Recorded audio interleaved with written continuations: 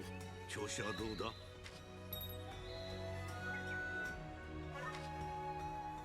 またな。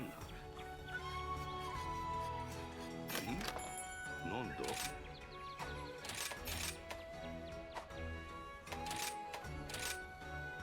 腕が鳴るわ。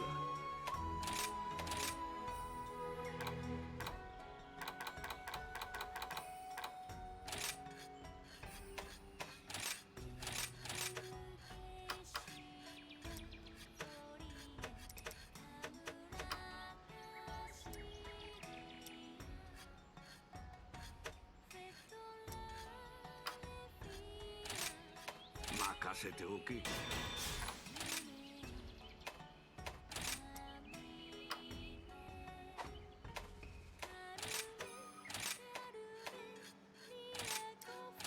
さてやるか。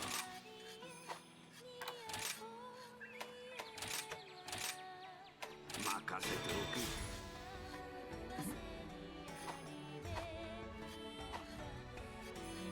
よし、行ってこい。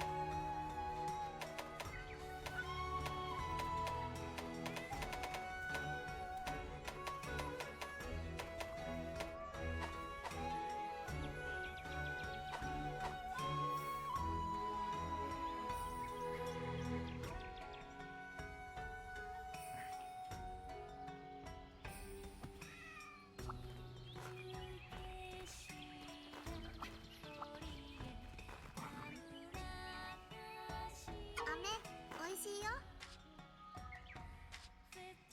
おお、いってらっしゃい。おーい、いらっしゃい。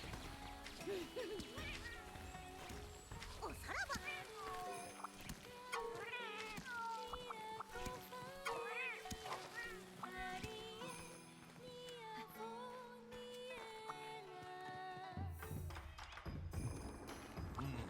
元気でゲコか？ゲコごきげんよう。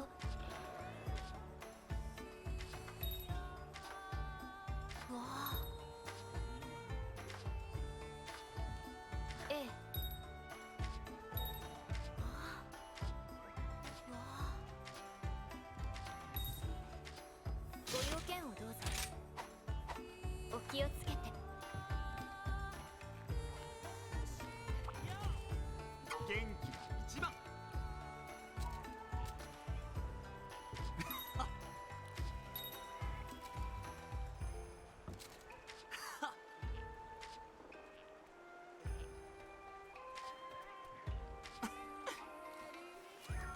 れじゃ。や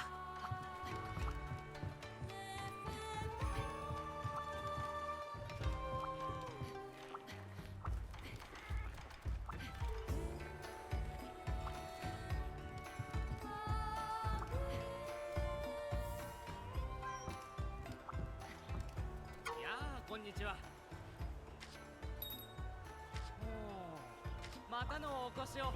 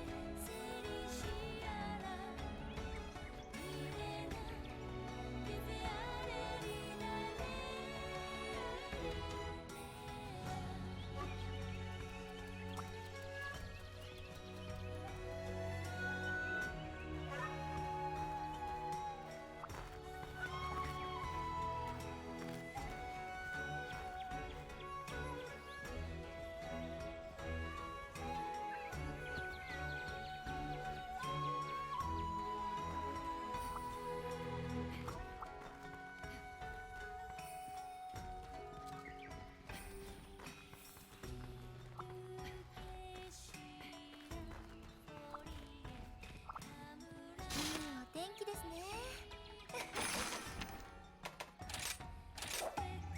吉報お待ちしております。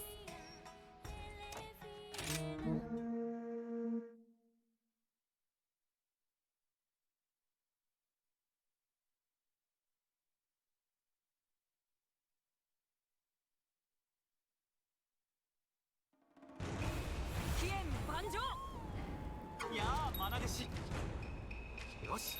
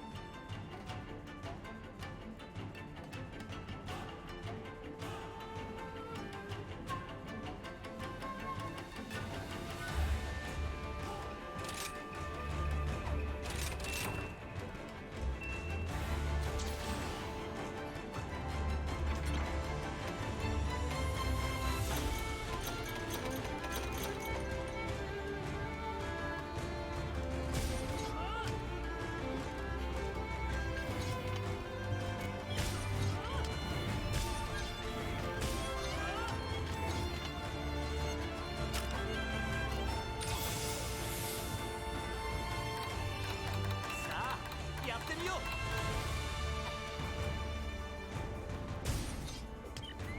気合十分。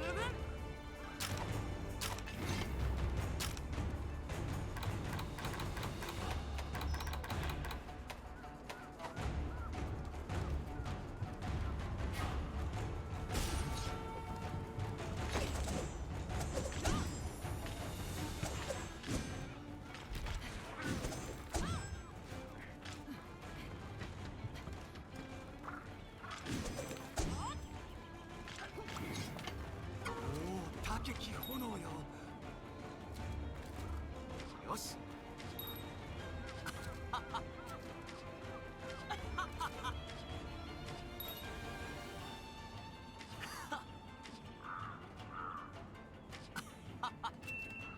始めよう。さあ、やってみよう。注目。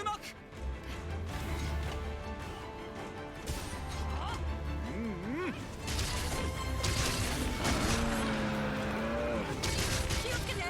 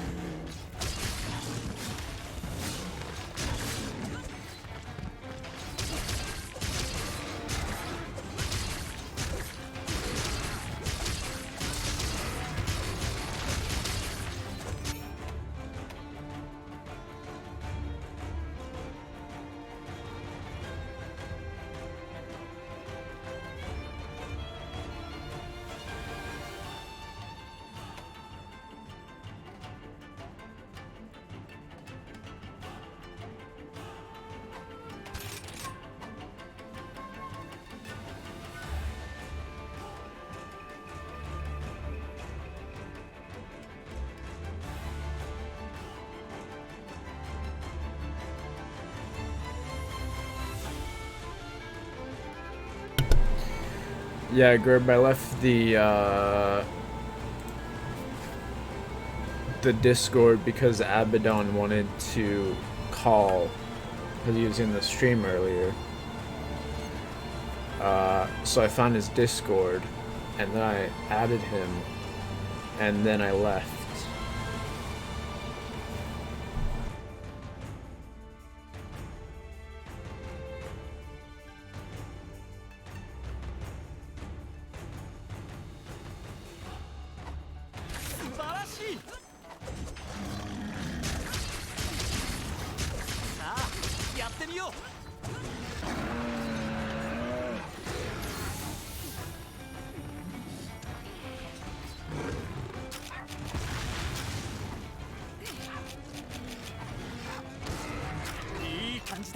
展開。素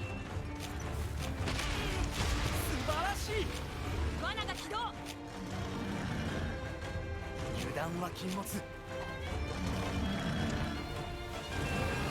やり直しだ。注意して。素晴らしい。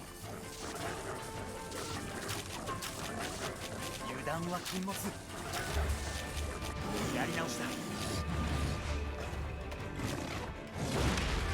リカ。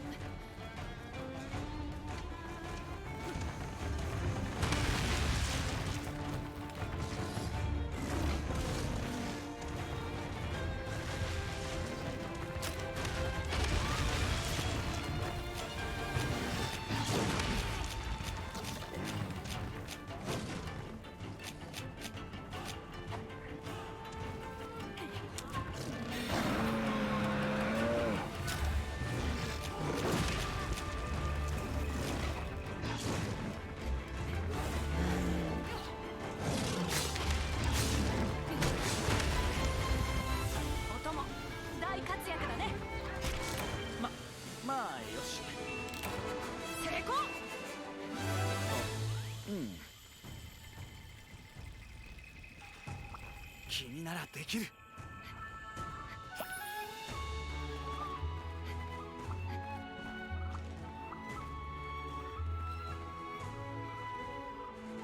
うん、バッチリ。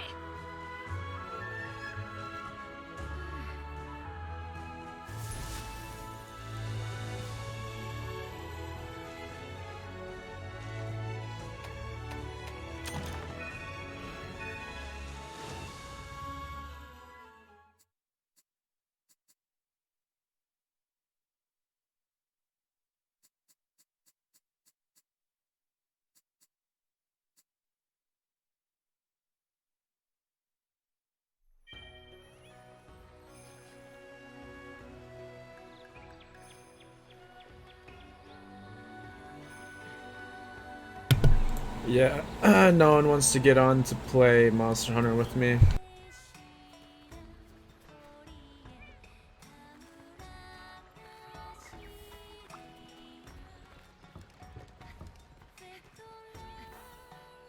Yeah.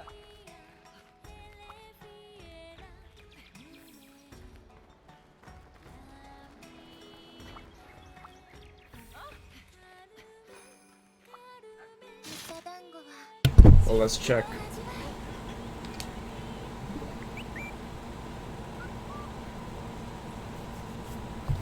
Hold up. Yeah, my game audio could be a little bit louder. Alright, so let's see what we got.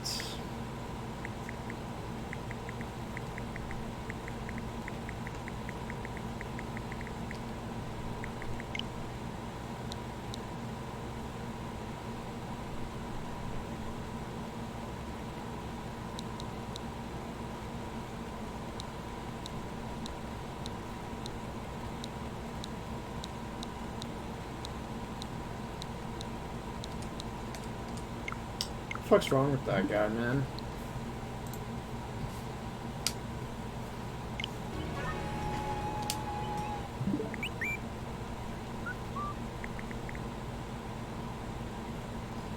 Where's Jeff?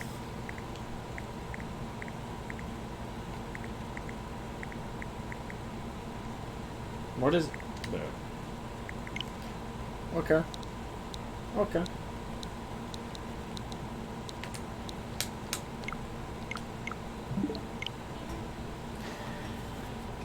Yeah, Jeff is the only Monster Hunter.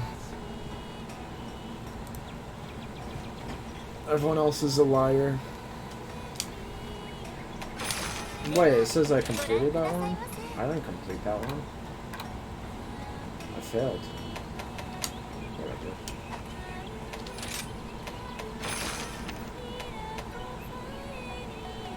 Deliver 8 fire lanterns.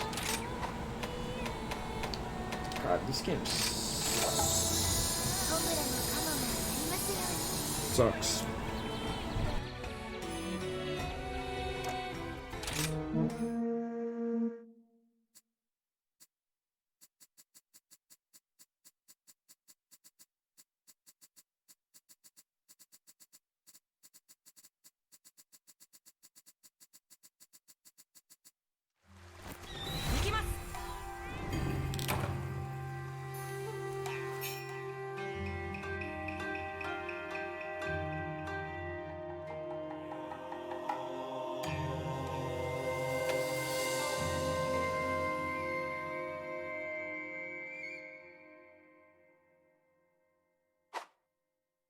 Mika. 「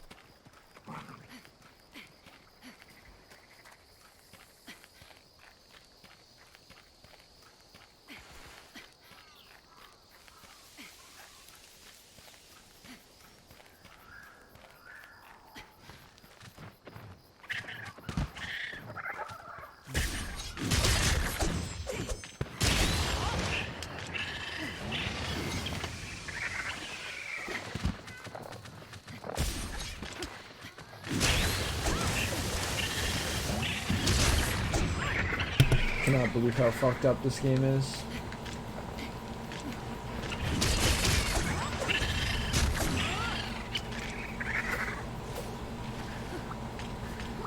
Just wow.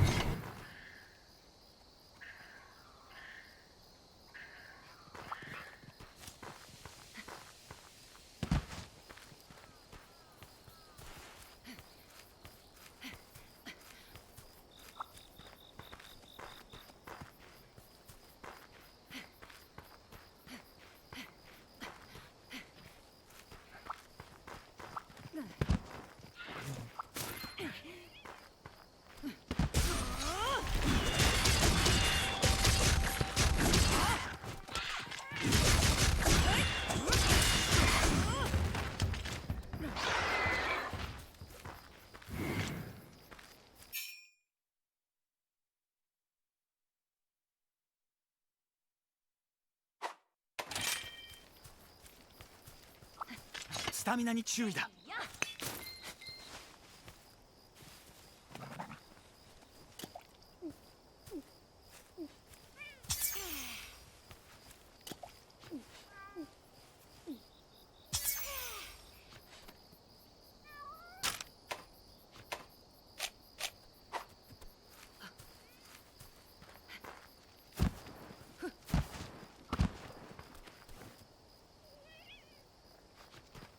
よし。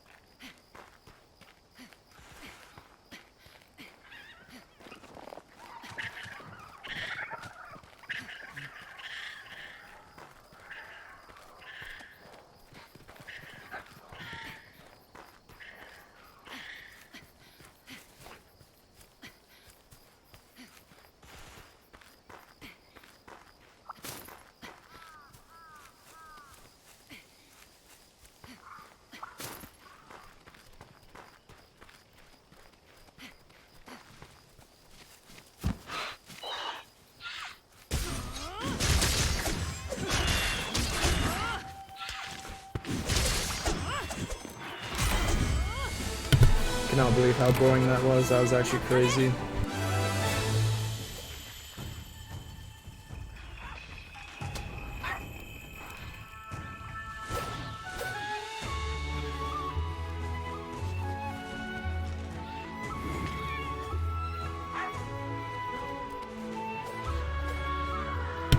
Yeah, dude, all 8 of them. That was crazy, man.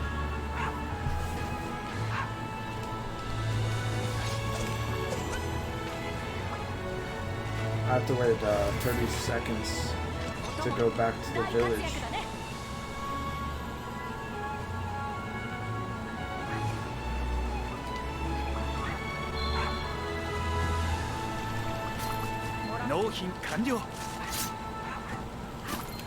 Got a bunch of shit I'll never use.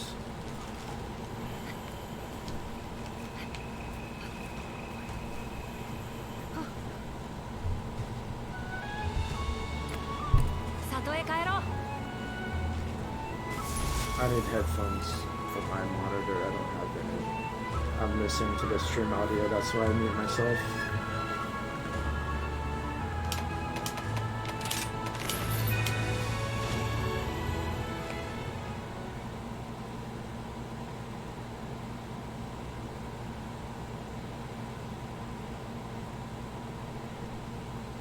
絶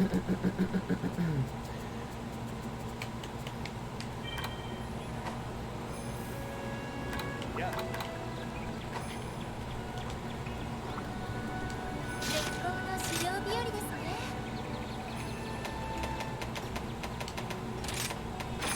どのクエストに挑ま Can't れ wait ま to すか？ slay 8 Jag Gruz.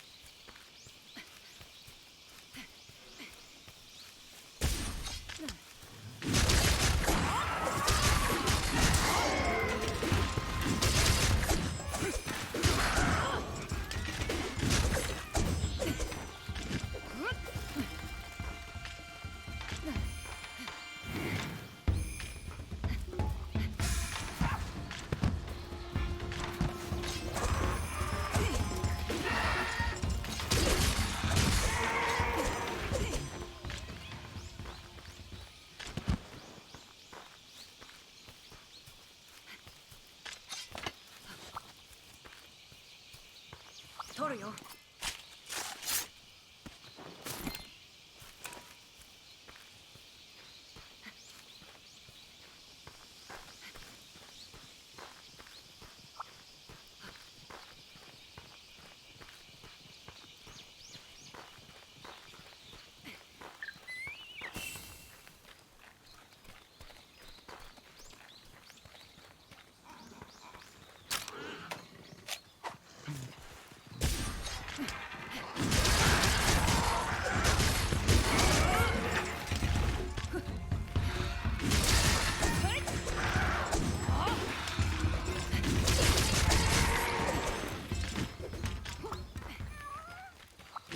スタミナに注意だ。それいけ。よし。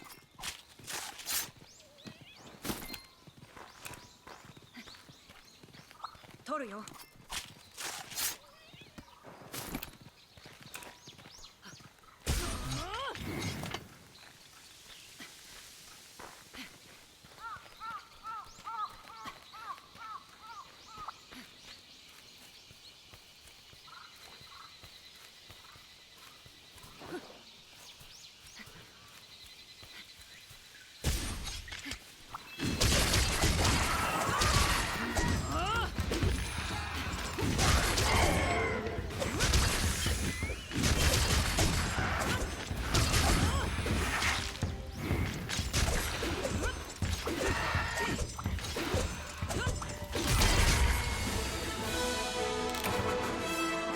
取った。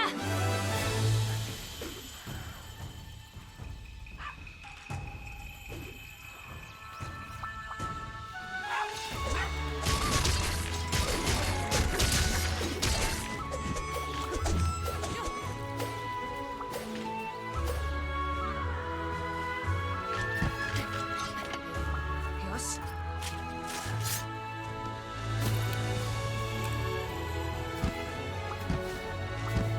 し。もらっていくよ。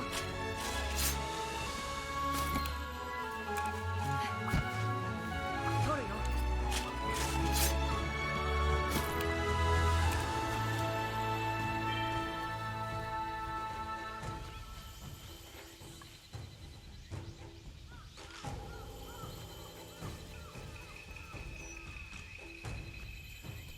里へ帰ろう。ふう。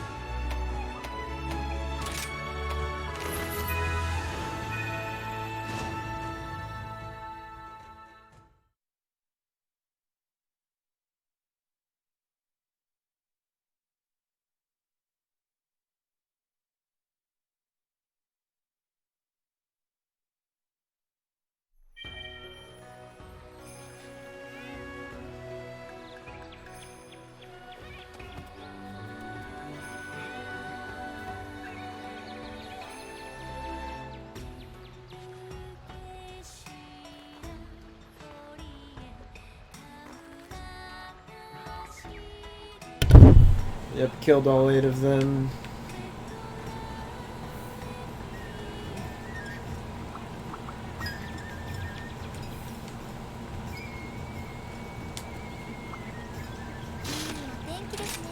We'll continue succeeding in this game.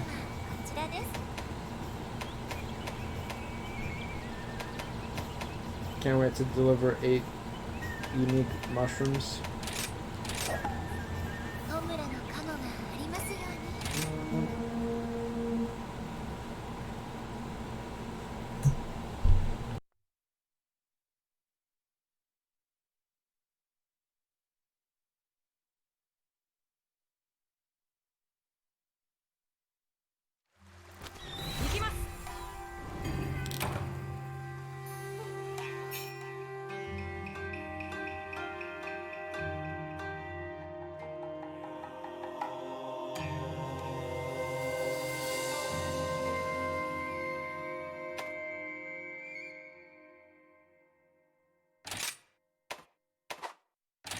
いいか。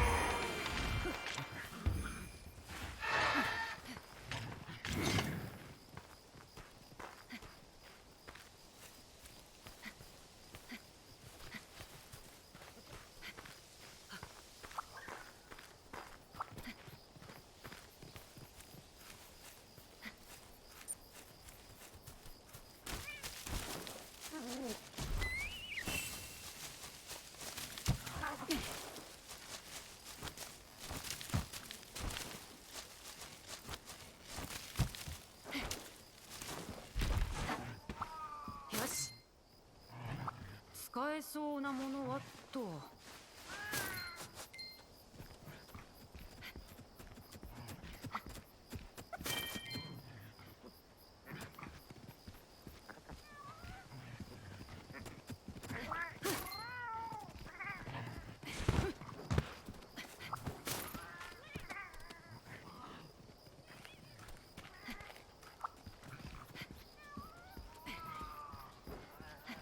どれどれ。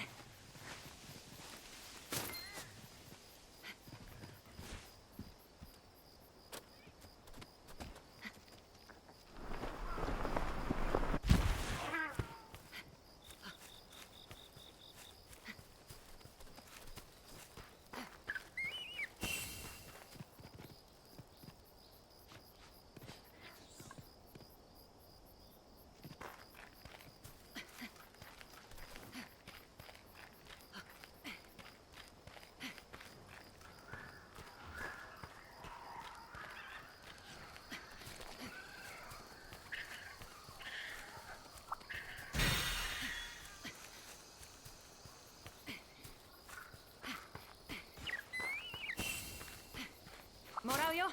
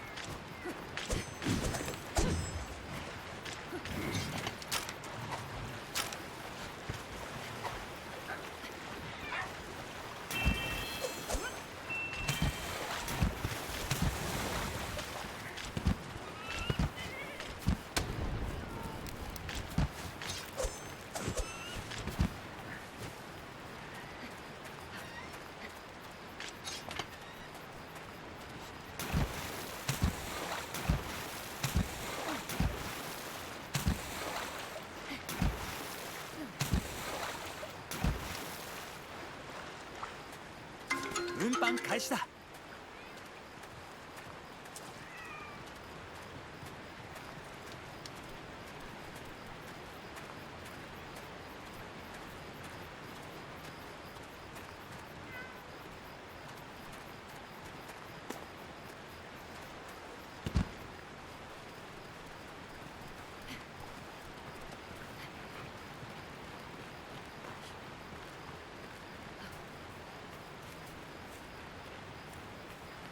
よし。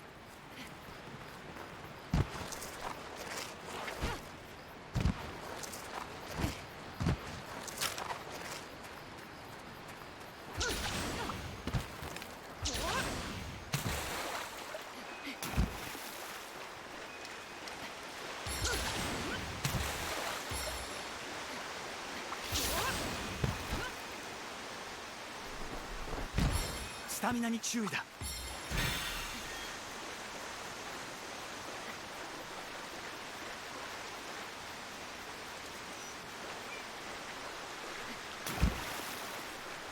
もらうよ。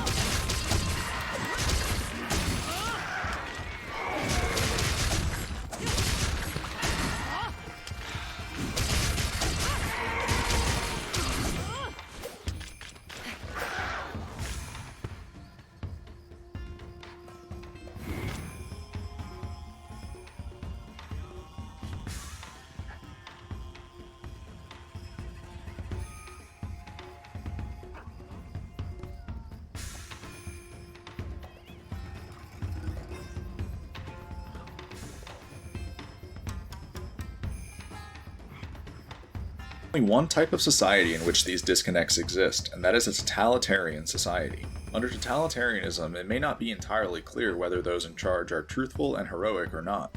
This is because while they give their citizens a place to live, totalitarians deprive their citizens of basic rights by controlling the press, performing mass surveillance, and resorting to state terrorism, which is when the state attacks its own citizens in order to instill fear. The reality is that totalitarians are neither truthful nor heroic, but they make their citizens think they are in order to mobilize them. This is done through either manipulation or force. What totalitarians will commonly do is craft false hero narratives through the vilification of others. They'll create a problem and then they'll solve it for you in order to create the illusion that they're heroic. This is why it's important to take a look at where someone's hero status came from, as it could very well be a facade. In Leffen's case, what you'll eventually find is that his hero status was entirely self-engineered. Everything Leffen is remembered as a hero for was a political heist in ways that people didn't consider, and his motivations are much darker than people realize.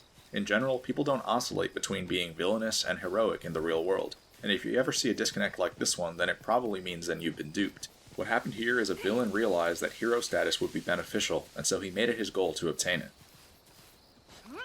If you look at the current state of the Smash community, it is in line with the totalitarian regime, and that is entirely because of Leffen. It's obvious that Leffen wants full control over the community based on several of his tendencies.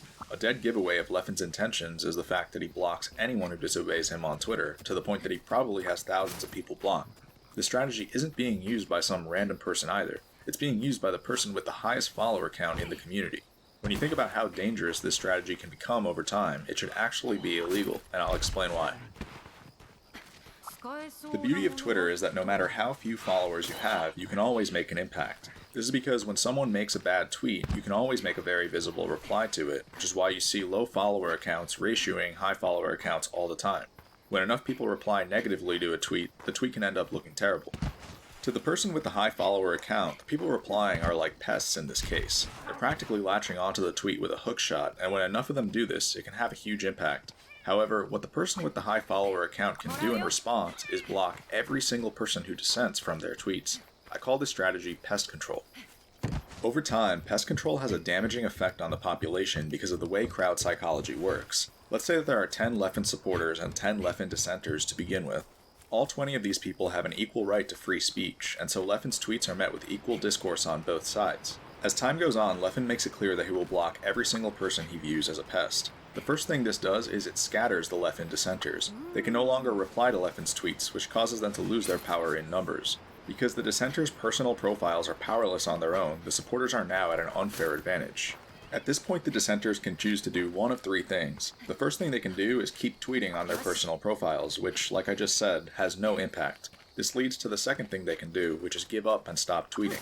It is highly likely for a dissenter to choose this option once they realize that they will most likely just get harassed if they keep tweeting from their personal profiles. Unfortunately, this leads to the third option. If a dissenter wants to remain involved in the conversation, then they only have one real option, and that is to turn to the dark side. By mutinying into a supporter, the dissenter is able to regain power in numbers and avoid social isolation. When you think about the effect pest control has on crowd psychology, it deserves to be illegal. It is a mass manipulation strategy that looks to encroach on people's free speech, and the only reason we didn't realize it earlier is because social media is still new to us. The reality is that by performing pest control, someone with a large following can filter out anyone who disagrees with them, and turn their social media account into a cult gathering. Pest control is nothing more than a censorship tool, and the fact that Leffen seems to have pioneered it speaks volumes. The next sign that Leffen wants control has to do with something called a preemptive defense. I'll eventually show you the article this excerpt comes from, but a preemptive defense is when someone goes out of their way to assure you that they're kind or trustworthy without any provocation from you whatsoever. Leffen happens to do this in his Twitch bio, where he states that he is honest to a fault. This is a preemptive defense that creates a false sense of trust between Leffen and his viewers, which he can then exploit. Another troubling statement in Leffen's bio is that he won't hesitate to ban trolls or idiots, which is nothing more than a delusion. In Leffen's mind, a troll or idiot is anyone who disagrees with him, which isn't normally what makes someone a troll or an idiot. The worst part is that Leffen even goes as far as to make the people he views as pests fill out unbanned forms if they want to return to his sanctuary. By forcing people to display obedience, Leffen is able to corrode the minds of the masses even further. These types of crowd psychology tactics have a dangerous effect over time, and are responsible for the disconnect I showed you earlier. Over the course of a few years, it is possible for someone using these tactics to go from being a pathological liar to being widely considered trustworthy. In addition to manipulating large crowds, Leffen also hunts down anyone who disagrees with him on practically anything. He's known to quote retweet people with microscopic followings as to embarrass them and pressure them to delete tweets that speak negatively of him. It is rumored that he even name searches himself in order to find these people. In 2016, Leffen showed how ridiculously far he was willing to go to censor people when a content creator named Magic myself Scrumpy before. made a video called Nerfing Fox. The video didn't even necessarily imply that Fox needed nerfs, it just explained what they would theoretically look like if they happened. When Leffen saw that Magic Scrumpy had even suggested that Leffen's melee character was overpowered, he immediately began tweeting and streaming to turn his fanbase against Magic Scrumpy.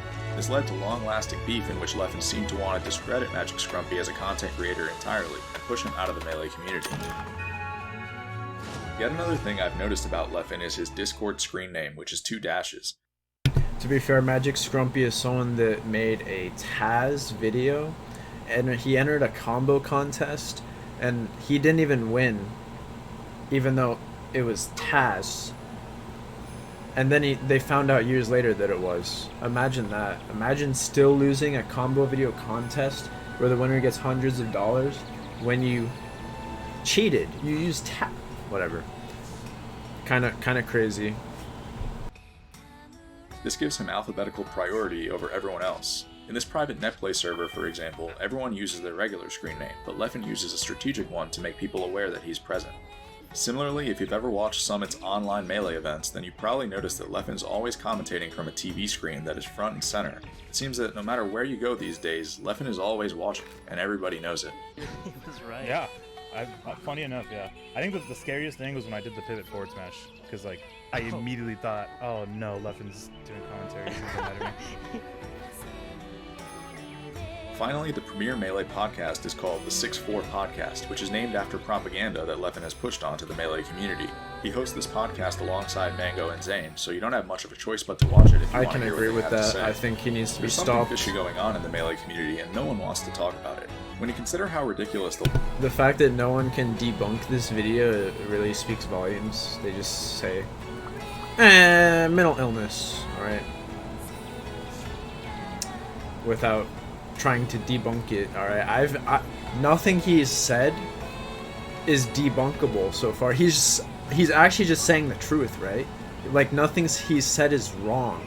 He's just saying, as you said, facts. Nothing he said is a lie.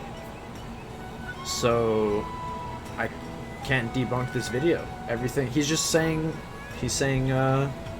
truth, basically, facts. That's all there is to say. the lengths to which Leffen has gone to control community rhetoric are, it truly feels like a surveillance program. All of this happened gradually, but surely enough, it happened. The fact that not many people noticed it happening shouldn't surprise you either, when you consider that it's standard for totalitarianism to creep up on you. As the author Pat Miller explained in the book Willfully Ignorant, the best way to take control over a people and control them utterly is to take a little of their freedom at a time, to erode rights by 1,000 tiny and almost imperceptible reductions. In this way, the people That's will not true. see those rights and freedoms being... I mean, people didn't make that claim when he made the original. Evidence does it. But when he goes to even further lengths with a second one, then, yeah. Kind of weird. I've not disagreed with anything he said. So, yeah, let's continue. removed until past the point at which these changes cannot be reversed. This quote describes exactly what happened to the Melee community. Aside from controlled rhetoric and surveillance, the status quo of Melee is totalitarian in several other ways. The state terrorism I mentioned earlier serves a purpose, and that purpose is to instill fear in a population. As explained by an article titled The Manufacturing of Mass Psychosis, fear destabilizes a population and makes them easier to control. By instilling fear, the population is primed for the crime of menticide, which means the killing of the mind. The best way to do this is to use waves of terror, which is when periods of fear are staggered with periods of calm. I do have to say that whoever edited this video did a bad job, because they didn't even bother putting music in. I would definitely put some music in this video.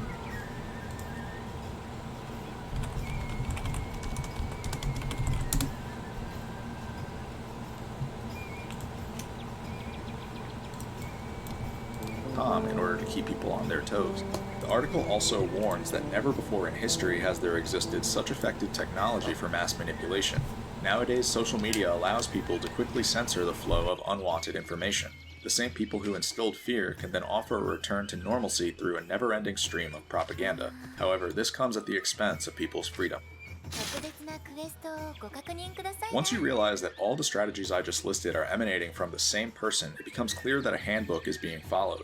Leffen's inevitable tendency to feud with people at random has given him a hostile aura that people tend to want to steer clear of.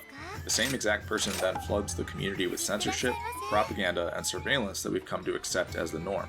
This pattern of behavior has only ever meant one thing historically, and none of it is a coincidence. Leffen gives off so many red flags that he's attempting totalitarianism that they're almost too easy to find. For example, one of his very first social media bios expressed genetic superiority, which is often a sign of a cruel and dehumanizing leader. Another example is the fact that Leffen has no respect for authority. He has, in fact, looked to embarrass authority on several occasions, despite the fact that we wouldn't have a scene without them.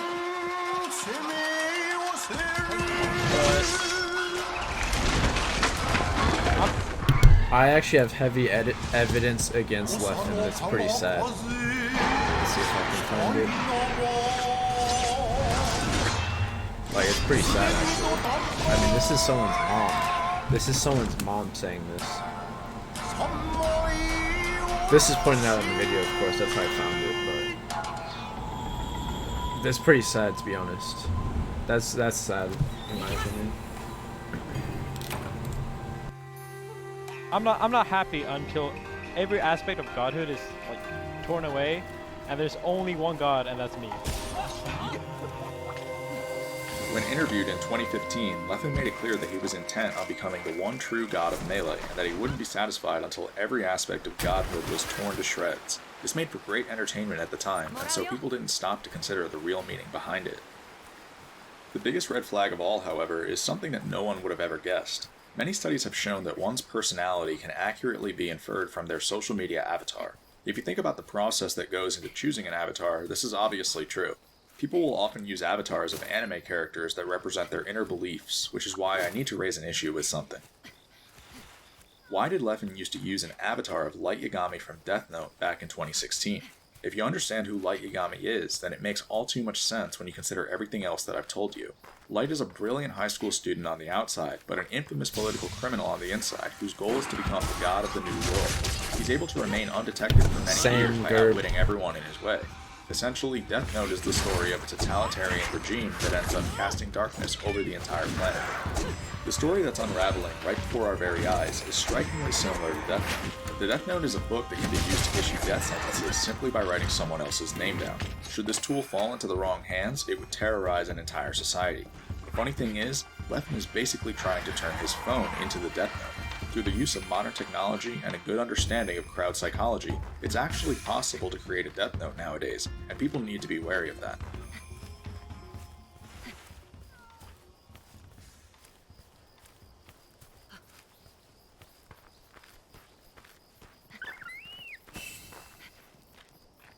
If you look at the avatars and professional photos that Leffen has used over the years, there's something in common with many of them. They're pitch black.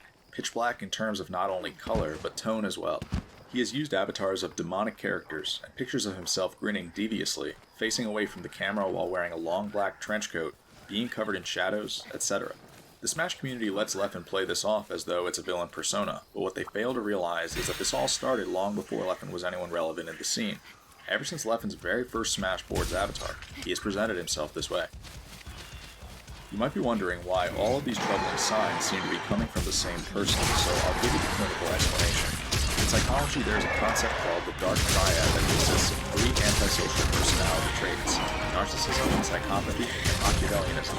These traits are strictly malevolent and should be thought of as the very definition of evil itself. They're what compel people to commit crimes, and they're bound to result in social distress and severe problems for an organization, especially if the Dark Triad is given a leadership position. This is because Dark Triads are ruthless manipulators who will claw their way to the top at anyone's expense. They're also interpersonally skilled, which means that while they themselves are cold, Dark Triads are good at understanding other people's emotions and thought processes. The next thing to know is that Leffen is technically not a Dark Triad, but a Dark Tetrad.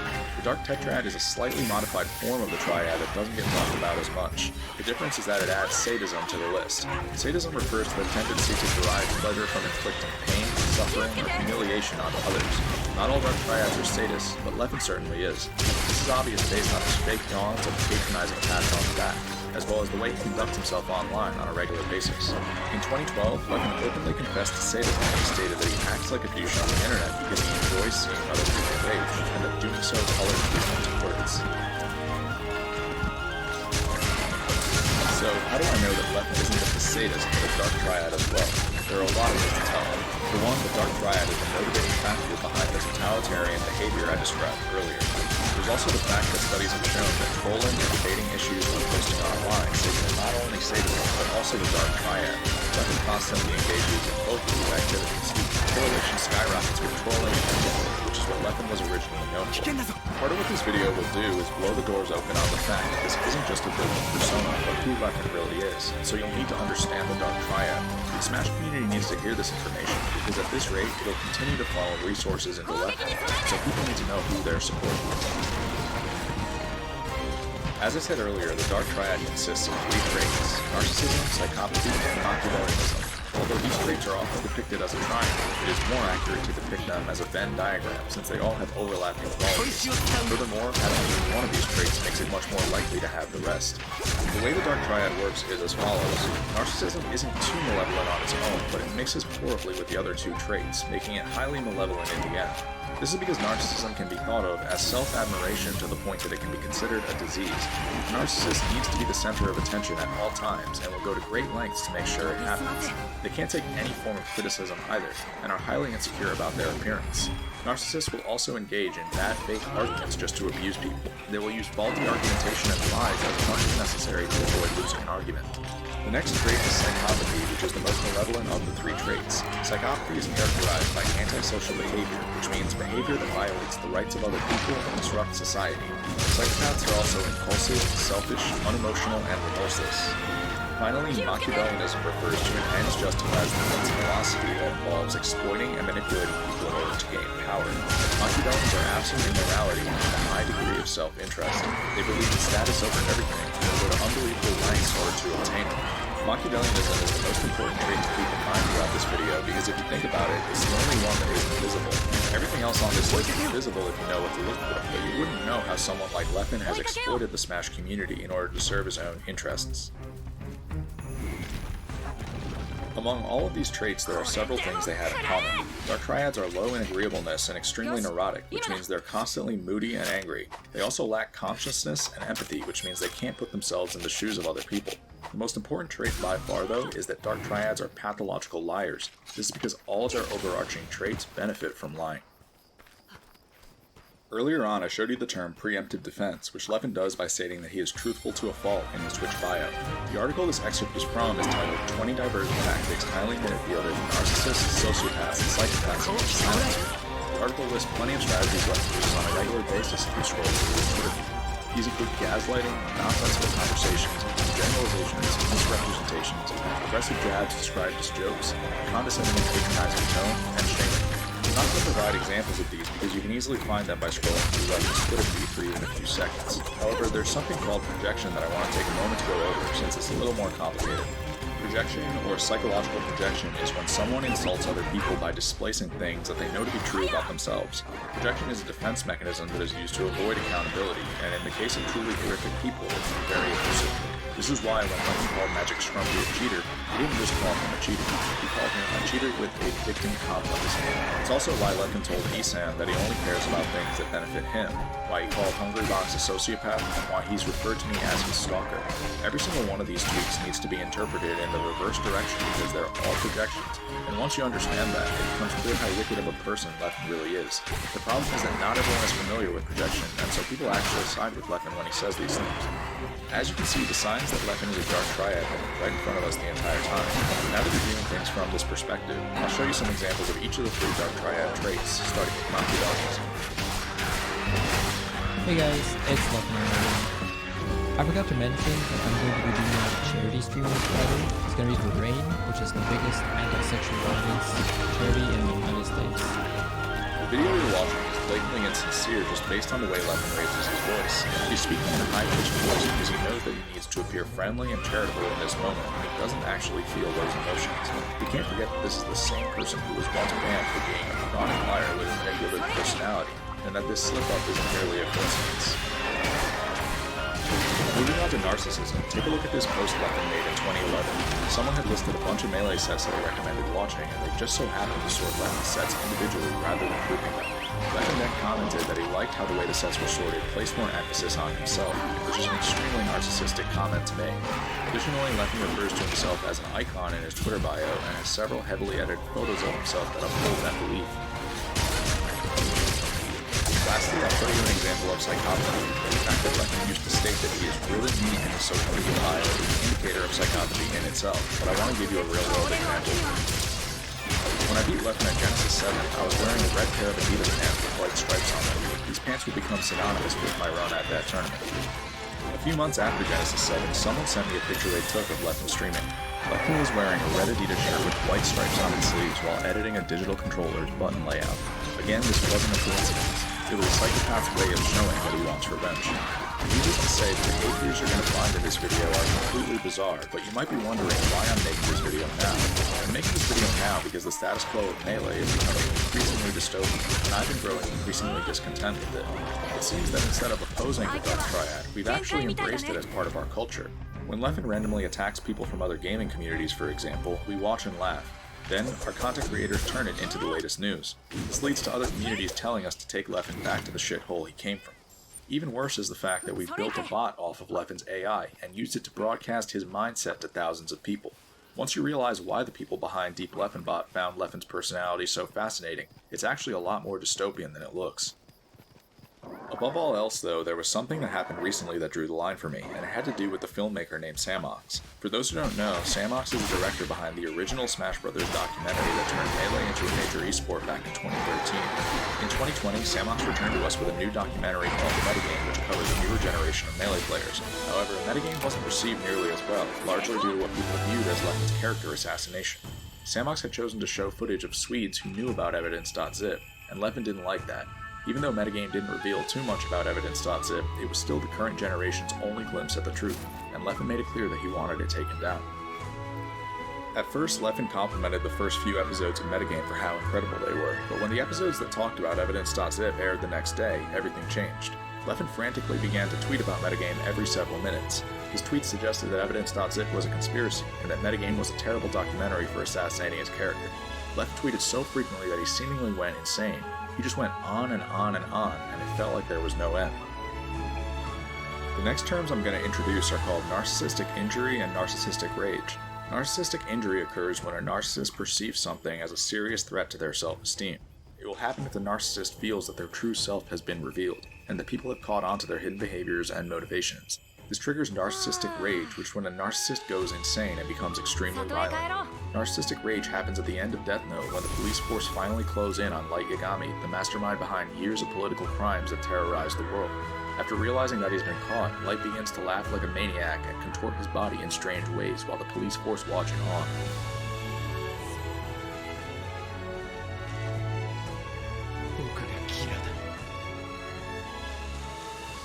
In real life, the way narcissistic rage works is it has two phases. The first phase is an angry outburst, and the second phase is a self-aimed wrath.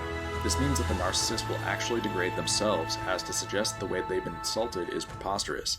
Leffen did this toward the very end of his rage when he tweeted a picture of his face edited onto a Dementor, which is a creature from Harry Potter that drains peace, hope, and happiness from the world around it. Although people saw this tweet as sarcastic, it was actually a lot more telling than they realized. The way Leffen responded to Metagame rallied the community in back of him, which put extreme pressure on Samox. Just a few hours after these episodes aired, Samox had already been forced to issue an apology statement assuring people that re-releases of Metagame would be censored to remove all Evidence.zip footage. Many people called this out as revisionist history, but their voices were ultimately drowned out. The problem with this entire situation is that if you think about it, Samox was screwed ever since the moment he decided to cover Leffen at all. This is because Samox could have gone in one of two directions with Metagame. The first one was to tell the truth, which is what he did. Samox is a professional filmmaker who's probably never not told the truth in his career, and so he approached this situation the same way as usual. But what Samox didn't know is that he was catering to an audience that had never heard the truth about Leffen before, and couldn't believe the truth when they heard it. This caused Samox to break his obligations as a filmmaker by agreeing to censor the truth. On April 24th, Samox doubled down by announcing that he'd be returning in June with a new episode of Metagame that would focus on Leffen, as well as new interview footage. In other words, propaganda. This announcement is the pinnacle of how dystopian the Melee community has become. Rather than hear the truth, we would prefer to rewrite history in a way that glorifies people who don't deserve it. It's gotten to the point that we'll ostracize filmmakers who try to do the right thing for us, and make them come crawling back to us with propaganda in order to redeem themselves. After seeing what happened to Samox, I realized that this community was desperately in need of some factual information, and so I decided to make this video. The way this generation got here in the first place was through propaganda. TSM and Red Bull committed one of the biggest sins in esports history when they decided to erase the truth about Evidence.zip and lie to people instead. The documentaries, interviews, and articles that these companies have put out in the past several years are nothing short of the most aggressive brainwashing campaign I've ever witnessed. It's almost as if nothing the media has told you is true. Leffen sponsors have made it seem as though he's a cheerful and positive role model, and they've had friends and family members testify on his behalf as well. This false narrative is amplified by interviews with other community members who know nothing about the truth either. Red Bull even titled their documentary series Evidence.Zip and portrayed Leffen's ban as a hero story, as if he was a phoenix rising from the ashes. It gets worse when you consider that Leffen surely influenced the narrative of these documentaries and had final say over all of them. Now, we're somehow at the point where I'm the last one left in Smash who knows the truth. I promise you that after I tell you the truth, every single piece these companies have ever put out about Leffen will be remembered as political terrorism. Back when I showed you the quote that explains how totalitarians gradually encroach on human rights, there was an implication that things can reach the point where it is too late. This is why the quote reads, "Until past the point at which these changes cannot be reversed." If you look at the current state of the media, the Smash community is rapidly approaching a checkmate situation. Leffen has professional propaganda, a social media sanctuary they created by blocking thousands of people, and a podcast named after his rhetoric. He will mob you on Twitter if you speak his name, and he has successfully defamed YouTubers whose views weren't in line with his. He's also on your TV screen when you tune into tournaments he isn't playing in. What the community is now agreeing to do is erase the one shot they had at learning the truth, and replace it with propaganda instead. The situation Samox has been forced into in order to appeal to this community is catastrophic, and goes to show how corroded we've become. Samox is a filmmaker who's been pressured to succumb to totalitarianism, but people don't realize that. People don't realize that they're witnessing the death of their free speech. Totalitarianism can be thought of as building a car. The goal is to create an empire in which everything is automated, but the hardest part is giving that empire 4 wheels and an engine. The empire needs things like a brainwashed population, means of instilling fear, loyalty, and the abolition of free press. From there, it can operate smoothly. There is no doubt that the abolition of free press is one of the most necessary steps toward these types of societies. The first thing people need to realize is that none of this is a drill. Leffen is attempting totalitarianism, and that's going to become clearer and clearer as this video goes on. The second thing people need to realize is that there is still time. Leffen may have conquered the press, but he can't undo the information I'll be giving you in this video. Once people find out what the Smash community has become, I'm hopeful that things will change. For now, I'll be listing totalitarianism as the first of many charges against Leffen.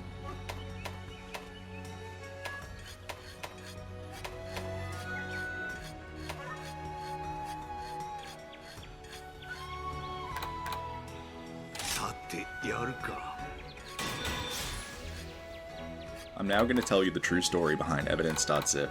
I'm violating multiple people's privacy by doing this, but there's no other choice. 10 years ago, I made a thread on Smashboards that advocated for a ledge grab limit being added to the Melee rule set. I knew this rule needed to be implemented for a lot of reasons, but at the time, people didn't realize that. I assured people that one day they'd realize that I wasn't kidding. The same day I made my thread, a user named Leffen went well out of his way to destroy it. Leffen and I didn't even know each other, but he came across as incredibly angry and determined to undermine my credibility. He insulted me many times and told me that I was a moron for thinking that camping the ledge is broken. 8 years later, Leffen would be begging tournament organizers to implement a ledge grab limit because of how broken camping the ledge is, according to his own words. Players like HBox and Mewtwo had shown that ledge camping needed to be banned by then, and so Leffen was now in agreement with what I'd been saying since 2011. Luckily for Leffen, I was working on a YouTube video about ledge camping around that same time. My video went in depth about why a ledge grab limit was needed, and would end up convincing the community that I was right all along. Leffen had no choice but to endorse my video at that point, but you can see how even then, he did so in a reluctant tone. The problem with today's situation is that when Leffen throws a narcissistic tantrum like the one he threw in 2011, thousands of people will actually listen to him. Back then this wasn't as much of an issue, but it was still a huge one. As time went on, Leffen would destroy many of my threads even though I'd never done anything to him, and it began to intrude on my free speech pretty severely. In February 2012, I'd had enough, and so I condemned Leffen in a post that told him to never use my name again. I also let him know that he was a menace who would inevitably cause the community problems in the future.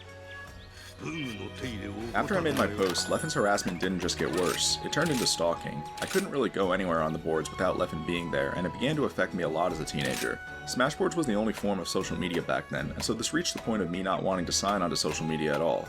By early 2013, things had gotten to the point where I knew that Leffen needed to be banned from the community, and so I reached out to Armada. What Armada told me in response caught me by surprise. Armada told me that there was already a team of Swedes working to ban Leffen, and that I was welcome to join them. This is how I became involved with Evidence.Zip. When Armada declared Leffen's ban official on February 9, 2013, he published some but not all of Evidence.Zip. This is because Evidence.Zip consisted of two parts: public forum posts and private testimonies. What you're looking at is the folder that was originally distributed to the public, which contained the forum posts. I'm the one who compiled the document with Leffen's Smashboards forum posts, which is why some people think I created evidence.zip. I didn't necessarily create evidence.zip, because other than that, I was just another person who testified. However, it is true that I bridged the gap between Sweden and North America. The private testimonies within evidence.zip were never released due to their private nature. I'm going to betray several of my friends by showing them to you, because the world needs to see them. Evidence.zip consisted of 3 Swedish players, 3 Swedish TOs, and 3 American players. One of the American players and all 3 of the Swedish players are what we'll call prospects. These were people who felt that Leffen had made it his goal to remove them from the Smash community. I just so happened to be the sole American prospect. Other than that, there were 5 more people who felt that what they witnessed was more than enough to warrant banning Leffen. Armada was one of those 5 people. There's also a 10th document titled Letter to Genesis 3 Staff that was written by the Swedes collectively. Genesis 3 was originally supposed to happen in summer 2013, hence the title of the letter. There's only one document I can't show you, and that is the 3rd Swedish Smasher's testimony. There are reasons I can't get into this testimony, so I'll be skipping it. Other than that, I'll be showing you excerpts from each of these testimonies.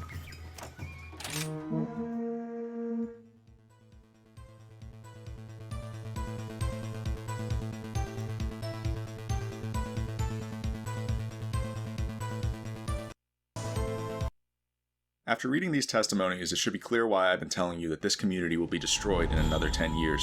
We've been on a time bomb this entire time, and the press has done nothing but cover it up. Several of the people who testified for evidence.zip were able to predict that Leffen had the potential to fully erode the Smash community, even internationally, if he wasn't banned. That was 8 years ago. The fact that I can look at the state of Smash in 2021 and reasonably compare it to totalitarianism means that the prophecy has become all too real. Throughout his career, Leffen has lied about the origins of evidence.zip. Clearly, it wasn't the conspiracy he wants you to believe it was. Evidence.zip was a collective warning that Leffen is a dark tetrad with the potential to fully erode the Smash community, and the fact that this was kept hidden from people is nothing short of a travesty. An especially important quote from evidence.zip that I want to highlight is one from Armada's testimony. This is the quote that states, "At one point, Leffen basically told me and another Swedish Smasher that he thinks humans shouldn't show as much respect for each other as they do most of the time." This quote reveals that Leffen is not only a Machiavellian, but high on the Machiavellian scale, meaning he believes that empathy is naive and that deception is necessary in order to get ahead. Essentially, high Mox view people as chess pieces that can and should be used in order to serve one's self-interests. I'm pointing this out because, as I told you earlier, Machiavellianism is the most important Dark Triad trait to keep in mind. It is the trait that will cause us to have to go back and reinvestigate several of the things that Leffen has done in order to determine how they may have been politically motivated. As you'll eventually find out, you should never underestimate the degree of bad faith and pathological lying that high Mox such as Leffen will utilize. Another important aspect of evidence.zip is that it reveals Leffen's MO. From an early age, Leffen showed that he would latch onto prospects who he'd choose on a whim, then hunt them down until their careers were over. He would go to any lengths necessary to defraud these prospects, using strategies such as blackmail, gaslighting, and rumor spreading in order to ruin them. At first, these prospects seemed to be limited to those with physical or mental handicaps, but as time went on, Leffen began to target people for political reasons as well. I know this because I was the first person he chose for these purposes. In my case, Leffen seemed to dislike the fact that I had respected opinions that could potentially challenge his rhetoric, and so he wanted me gone. Unsurprisingly, Leffen has continued to target people who could challenge his market share for similar reasons in recent years. This would happen right in front of everyone's eyes, but it was well disguised, and so people failed to realize that there was a pattern.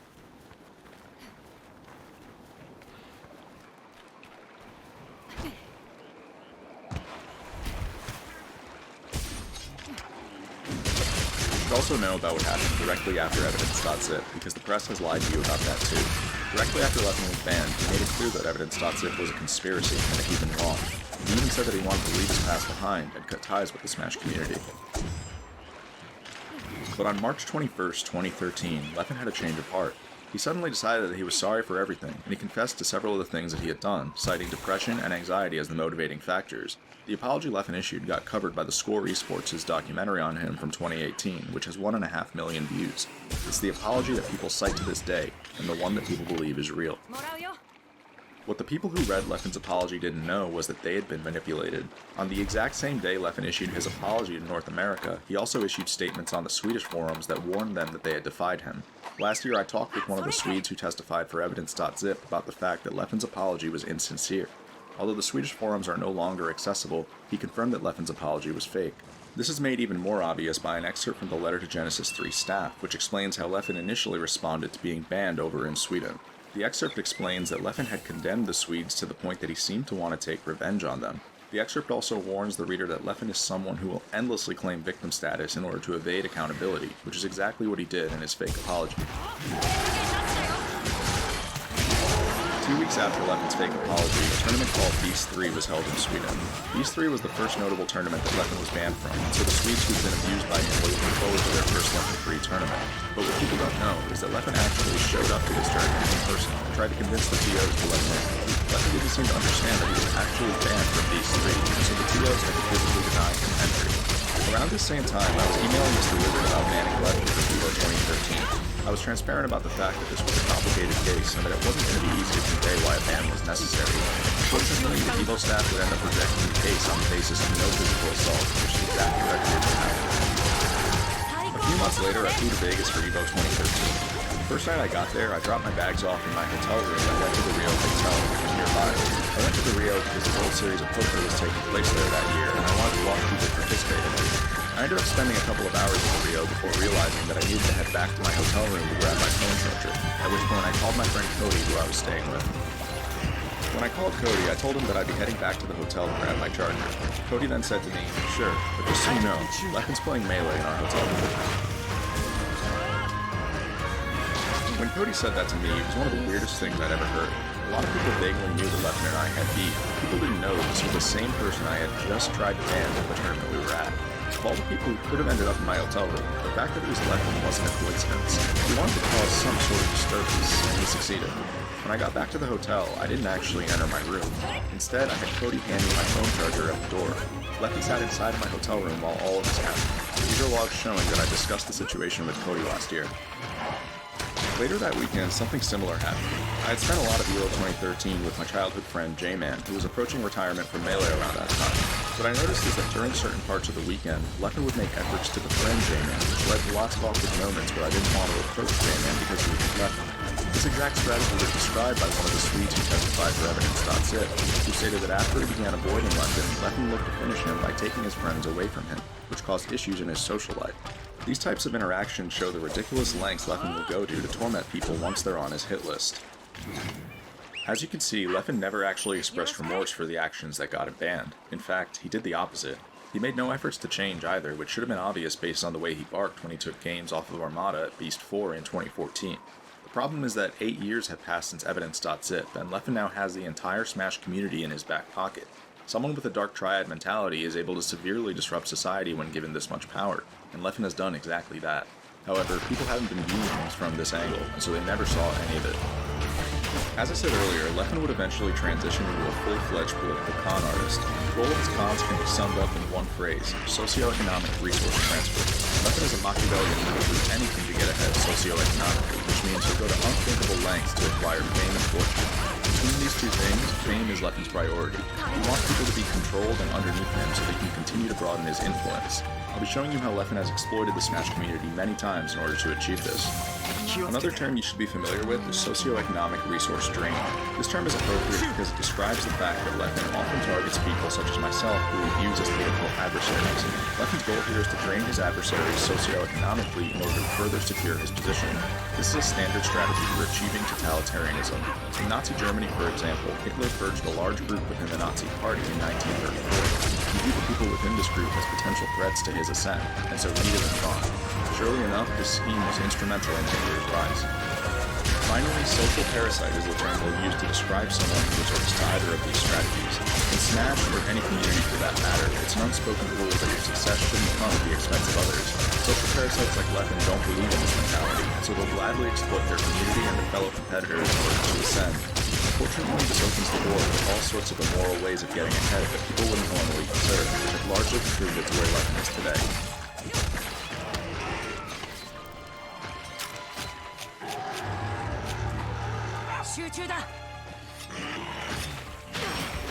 Now that the stage is set, I'm going to begin listing manipulation tactics that Leffen uses on a regular basis. The first one is called the totalitarian tiptoe, or tiptoeing for short. Tiptoeing is used to get large groups of people to agree to terms that they would normally reject. This is the term that describes Leffen's gradual encroachment of free speech that I talked about earlier. As the patent lord code explained, the best way to take control over a people and control them utterly is to take a little of their freedom at a time. to erode rights by 1,000 tiny and almost imperceptible reductions. In this way, the people will not see those rights and freedoms being removed until past the point at which these changes cannot be reversed. The idea here is that the best way to erode people's rights is to do it gradually so that nothing happens abruptly enough to raise eyebrows. Over time, this can cause people to fail to realize that they've agreed to massively disadvantageous terms, such as the fact that Leffen is on the verge of reaching full censorship. Basically, don't skip from A to Z or else people will notice. Instead, advance a couple of letters at a time. Now that you know about tiptoeing, I want to start by showing you that nothing has changed since evidence.zip and that Leffen is still the same malicious person in the year 2021. At the very end of last year, I announced that I'd be hosting an online version of my tournament series Hax's Nightclub starting on January 2nd, 2021. The trailer stated that I'd be hosting a tournament every Saturday that didn't already have a tournament happening on that date. This is standard practice in the Smash community. We host tournaments for the good of the community, and so we don't overrun each other's tournaments. On January 2nd, my staff and I hosted Hax's Nightclub. There were 567 entrants and the event was a huge success, but what a lot of people didn't understand is why Hax's Nightclub never happened again after that date. The real reason is very complicated. On January 3rd, the day after I hosted Hax's Nightclub, Leffen announced that he'd be starting up a weekly tournament series called Levo. To enter Levo, people would have to subscribe to Leffen on Twitch. Levo was going to happen every Saturday, which normally would have meant that it was overrunning Hax's Nightclub. The catch, though, is that Levo was a European event, and so no one batted an eye. Not even my staff saw what Leffen had just done, but I knew precisely what this meant. Leffen was tiptoeing, and he would soon look to overrun Hax's Nightclub entirely. If Leffen had announced the North American event on Saturdays, it would have raised too many eyebrows, so what he needed to do instead was take baby steps. Within a few weeks, he was inevitably going to expand Levo to North America. Once I saw this, I knew exactly what I needed to do. I was going to trade my entire tournament series to mount my case against Leffen, and so I shut down Hax's Nightclub. The interesting thing, though, is that nobody knew there wasn't going to be another event. Not even my own staff knew the truth. I'd begun to lie to everybody by telling them that the next event would be on January 23rd. I even announced this in the Hax's Nightclub Discord server. The reason I announced January 23rd as the next date was because there were upcoming tournaments on the next 2 weekends, and so if I was actually going to host another event, then I would have had to schedule around them.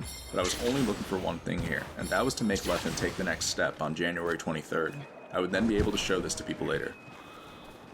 The tournament that happened the week after my event was called Galint. I ran fake ads at Galint because I needed to be absolutely sure that Leffen would see them. The ads said that the next Hax's Nightclub would fall on January 23rd. Then, on January 14th, the inevitable happened when Leffen announced that the Levo he'd be hosting on January 23rd would have a North American bracket. Because of how inconspicuously Leffen slipped this in, no one even noticed that he had just overrun another tournament. January 23rd is also when Leffen would start calling it Saturday Night Levo, which is a direct shot at Hax's Nightclub.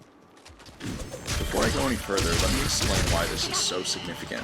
Leffen wanted to overrun my tournament in order to weaken his longtime adversary. However, he knew that if his original announcement on January 3rd said that he'd be hosting a North American tournament on Saturdays, people would have brought up the fact that the East Coast had just gotten a major tournament series and he was blatantly overrunning it. So instead, Leffen started by hosting an EU-only tournament. Then, 2 weeks later, he slipped in an announcement that he'd be adding a North American bracket. This allowed Leffen to overrun Hax's Nightclub without anyone noticing. The steps Leffen took reveal a high degree of Machiavellianism. Not only does this show that Leffen has the capacity to manipulate the community, but it also shows complete disregard for the community. Whereas Hax's Nightclub is a free event, Levo requires you to sub to Leffen on Twitch, which means Leffen is willing to take a free event away from the community. This also shows the capacity for resource transfer, resource drain, and socially parasitic behavior. Leffen's con may have been directed at me, but he was willing to exploit the community in order to execute it. One of the reasons I shut down Hax's Nightclub completely was because I wanted to see how Leffen would lie to people afterward. This would end up happening a month later. On February 27th and 28th, there was going to be a major European event called The Upset. The Upset was being held by Forlon, a company that had recently gotten into Smash. The Upset singles bracket was going to take place on Sunday, February 28th, while Leffen would host Levo on Saturday the 27th. A few days before that weekend, Leffen's narcissism kicked into full gear. He started criticizing the Upset for starting its Sunday bracket at 11 a.m., as this would make it difficult for him to host Levo, then sleep, and enter the Upset the next day. He started to make lots of other criticisms as well. Things got to the point that the Upset's head TO had to step in and tell Leffen to stop shitting on his team's hard work, and that no one was forcing Leffen to enter the Upset. The TO also accused Leffen of overrunning his event, since it would have been common courtesy for Leffen to not host Levo at all that week so that the first day of the Upset could do better. Leffen then flat out lied to the TO's face by acting as though he cares about not conflicting with other events. We know that this is a lie because Leffen actually created Levo with the intention of overrunning Hax's Nightclub. These types of cons can go a long way. Levo would go on to become the official qualifier for Summit's online events, whereas it's entirely possible that Hax's nightclub would have received this partnership if not for Levo overrunning it. Like I said though, I was willing to trade my tournament series so that I could show you this. The moment I saw Leffen's announcement on January 3rd, I knew that I had the opportunity to catch him in a straight lies.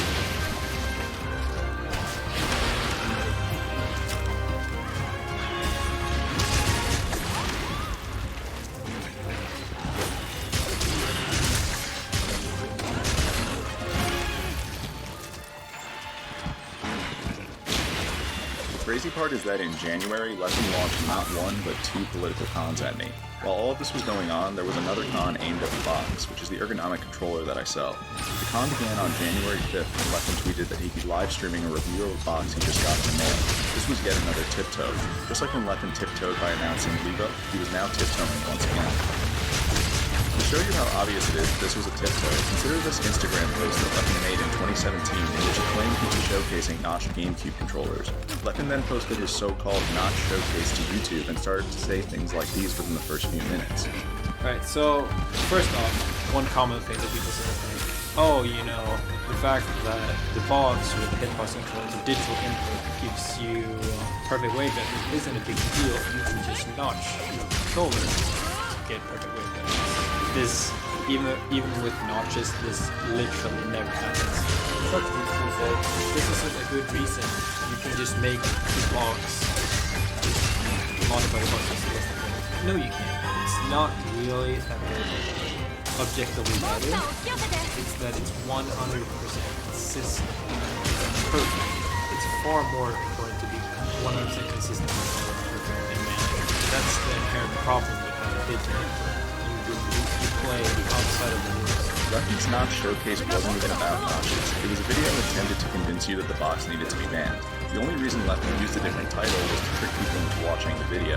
This is why when you see Leffen claiming that he'll be reviewing the box 4 years later, he's obviously being deceptive here as well. Both are kind of limited. For the hand position for this one, I actually feel like these buttons are too high up. I have never seen this many buttons. It has a billion. In the first few minutes of Leffen's review, it becomes pretty obvious that he's tricked people into watching a stream of him ripping into the box the entire time. I don't actually care about the comments you heard him making just now, but the comments that came afterward are the ones that would end up causing huge problems. For me, I might actually swap to them. This button is the button. Grab like this, and so that I can L cancel with R. Because I think L canceling with R is better than R. A lot of people will not agree with me, but I am very sure about it.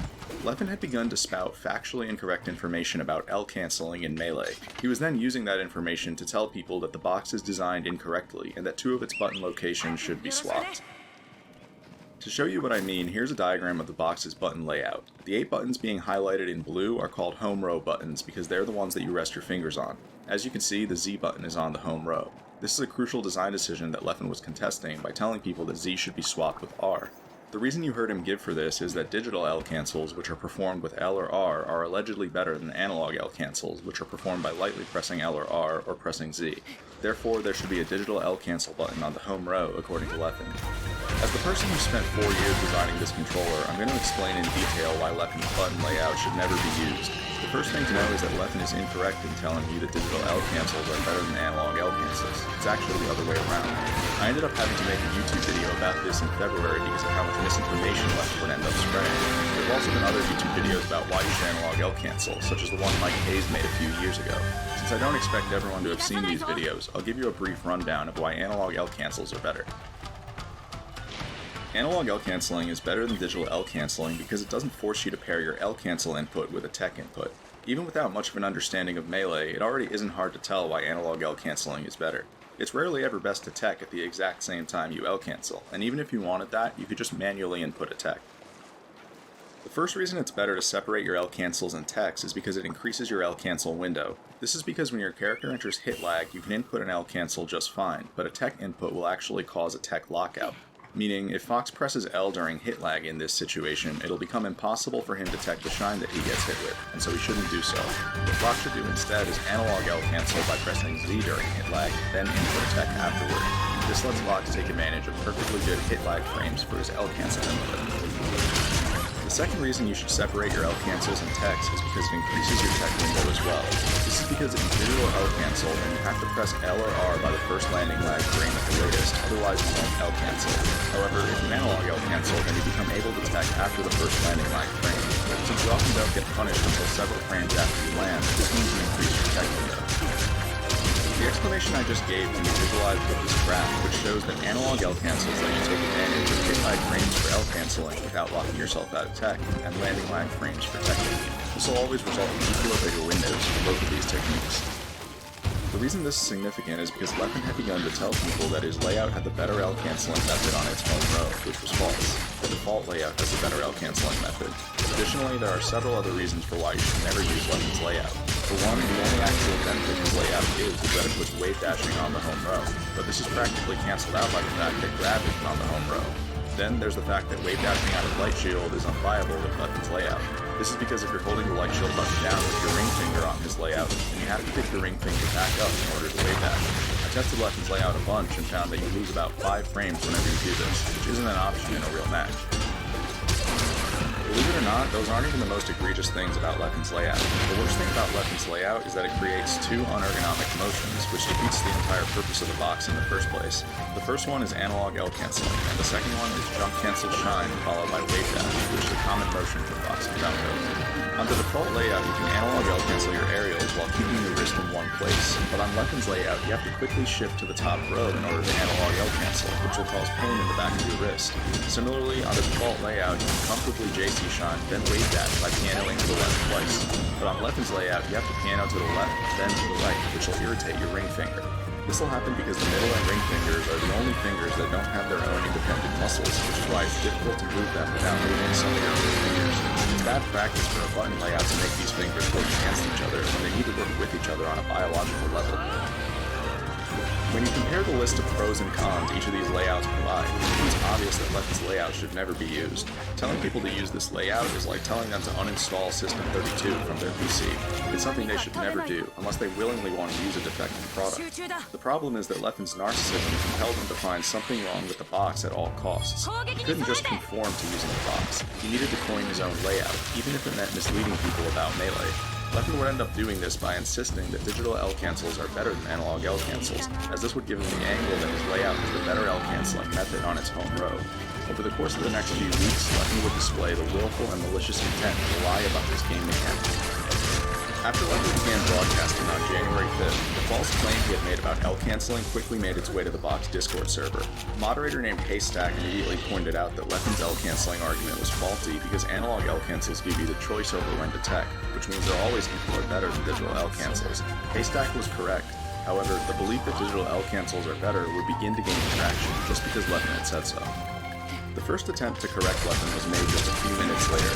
No one in Leffen's chat had contested what Leffen was saying despite it being wrong, so a box moderator named Slamless felt the need to intervene.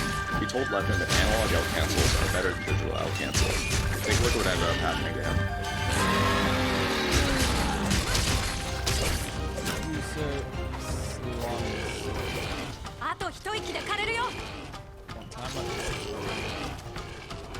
Melee is not for the average person.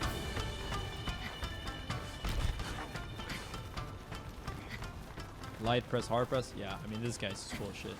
Leffen and Slamist ended up getting into an argument over the subject. Leffen then began roasting Slamist in front of over 1,000 people as to make an example out of anyone who questioned his word. Meanwhile, Leffen's chat laughed and continued to adopt false information. I'm not saying, to be clear, that I know the best layout. I'm saying that letting you rebind things is an objectively huge possibility. You have to be an absolute fucking moron to try to say that not being able to remap is better because your overlord said so. But yeah, hard pressing with L cancel is in general better because it options like that. Leffen would end up banning Slamist. Then Leffen began to refer to me as an evil overlord, which shows how personally invested he was in proving me wrong. The argument you just heard Leffen give about option select and text was incorrect as well. At the time Leffen said this, he didn't know that you get locked out of tech when you press L or R during hit lag. To get this mechanic, you're supposed to perform the option select he's referring to by analog L canceling during hit lag, then pressing L or R afterward to tech. 6 hours later, Leffen was still spreading the same misinformation. Do the tech? I feel like we can is a wise man. Hard tech. Hard box players. Most of the box players seem to think that combination is bad. This time, another box moderator named Altimore went into Leffen's chat to try to stop the bleeding. Altimore pointed out that what Leffen had just said didn't make sense, since you can always analog L cancel, and then manually tech whenever you want to. You can always manually tech. Yeah, but it's unorthodox with phone. Because you have to like push an extra button. It's really fucking hard. Leffen was unwilling to forfeit the argument, and so he made the ridiculous claim that analog L canceling is worse because it makes you press an extra button to tech, which is unergonomic. Altimore quickly pointed out that this didn't make sense either, as you can easily just press the L button. Altimore added that Leffen's layout is in fact the unergonomic one, as it forces you to shift your wrist between rows in order to analog L cancel. Altimore then explained to Leffen that a big part of the reason digital L cancels are worse is because if you input them during hit lag, you'll get locked out of tech. Like if you do an air and it's 5 frame hit lag and you press L there and then you can tech to 5 frames after the L cancel, it doesn't give you a tech. Leffen had to ask Altimore for clarification about why this tech lockout occurs. Altimore then clarified that when you input a tech during hit lag, the game interprets it as you inputting a tech multiple times, which causes a lockout. Take a look at how Leffen responded. Why would that not give you a tech though? If you're saying that you can't get a tech if you mash,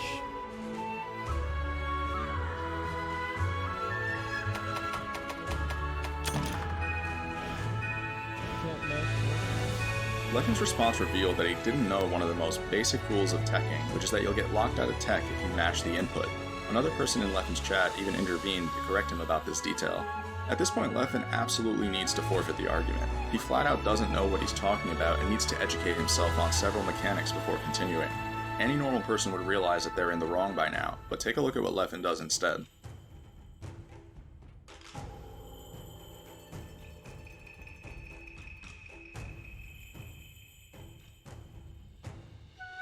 but yeah, exactly. But that means you're landing the move. I don't get it. Yeah, thinking more to it, that means you're landing the move, dude. Leffen takes 10 seconds to come up with his next faulty argument, which is that being locked out of tech doesn't matter because if your attack connects, that means you're safe anyway. This is a false statement because there are tons of situations in Melee where the attacker is framed negative. If Fox nairs another Fox who ASDIs down, for example, then the first Fox will get shined. Similarly, if Fox drills another Fox who's in shield, then the first Fox will get shined out of shield. In both of these situations, the attacker should extend their tech window by analog L canceling. Altimore and Leffen would end up going in circles for the rest of the night. Eventually, Altimore gave up on trying to get Leffen to stop misinforming people. Then, the next day, Leffen continued to broadcast the idea that digital L cancels are better. So that's the left layout. Also, it makes L canceling with hard press a lot easier, which I think is clearly optimal. Leffen was refusing to face the facts just so he could coin his own button layout, and it was taking its toll. The misinformation he was spreading would start to cause mass confusion. Less experienced players were rapidly beginning to believe that the box was designed incorrectly, and that they should L-cancel the wrong way as well. It was eerily similar to when ESAM complained that Ultimate players were treating Leffen's word as law. A week later, another moderator named Otak began to take serious issue with what Leffen was doing. Otak said it was weird for a player as good as Leffen to use such a bad button layout, and that he was actively misleading box users into thinking that there was something wrong with their product. Otak added that it was even worse that Leffen was misinforming people about L-canceling, as this would damage the entire Melee player base. On January 18th, Leffen started to take his fraudulent rhetoric to Twitter. He posted a Twitch clip which explicitly stated that digital L-cancels are better than analog L-cancels in its title for all 300,000 of his followers to see. By this point, Leffen had also implemented chat commands to ramp up the rate at which people would be misinformed. It seemed that the more we tried to educate Leffen, the more he saw that we were growing frustrated, and so he retaliated with even more lies. At this point, Otak had seen enough, and so he confronted Leffen in a separate Discord server about the misinformation he'd been spreading. This would mark the third attempt to get Leffen to stop lying. Just like with Altimore, Otak's conversation with Leffen went nowhere. Leffen would insult Otak multiple times and make generalizations that kept things going in circles endlessly. After Leffen continued to refuse to see Otak's points, Otak gave up on trying to talk to him, and ended the conversation by saying that there's no world in which digital L-cancel should be viewed as a silver bullet solution. In Otak's own words, a much more reasonable stance would be to analog L-cancel, then consciously choose when to tech. These words unfortunately never made their way through to Leffen. Leffen's rhetoric would end up causing an indescribable amount of damage over the course of January. I would estimate that hundreds of Melee players began to L-cancel incorrectly and believe that the box was designed incorrectly during this time period. After working on the box for 4 years, witnessing this happen to my community was incredibly disheartening. At first I would give descriptive responses to customers who asked questions about what Leffen was saying, but as time went on, I began to lose my tolerance, and it showed in my responses. On January 1st, a customer named Treelock said that he was trying out the R and Z swap because it had been recommended by not only Leffen, but another Swedish player named Pipsqueak as well. I responded by saying that Pipsqueak is Leffen's bitch, as to imply that Pipsqueak would simply parrot anything that Leffen said, and that it didn't make the R and Z swap any better. Pipsqueak then cherry-picked this statement and took it to Twitter on February 4th, which made me look like a bad person for saying this about him. His tweet provided no context, but it began to get decent traction. I had now somehow managed to find myself in a bad PR situation because of Leffen's lies. When I saw Pipsqueak's tweet, I responded with a tweet that I've since deleted. The tweet read, frauds like you and Leffen are actively damaging the box community by advising people to swap the locations of R and Z. If you're going to advise people to use a bad button layout, then you've got blood on your hands, deal with it. I'm sure people still remember this tweet because it gets referenced to this day. No, my tweet wasn't polite whatsoever, but that's because my company had been getting defrauded for the past month by a pathological liar. Unfortunately, Twitter didn't see things this way, so I ended up getting ripped on for several weeks. Pipsqueak would make follow-up tweets suggesting that people should stop listening to me, and other people made tweets that joked about how much I had taken offense to a button swap. Yet as I've shown you, swapping certain button locations can completely destroy the box, and I was simply trying to protect my customer base. After I deleted my tweet on February 4th, I issued an apology statement in which I said that I'd acted unprofessionally. My apology was insincere and was only meant to perform damage control. I'd done absolutely nothing wrong, and I shouldn't have ever been in this situation. I consider my apology very similar to Samox's statement from December in which he apologized for telling you the truth about evidence.zip.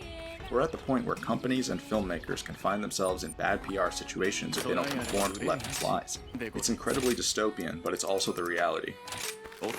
After seeing me end up in a bad PR situation, Otak actually quit the Melee community that same night. I later asked him if he was really done, and he confirmed that he was, because according to him, Leffen had ruined the community.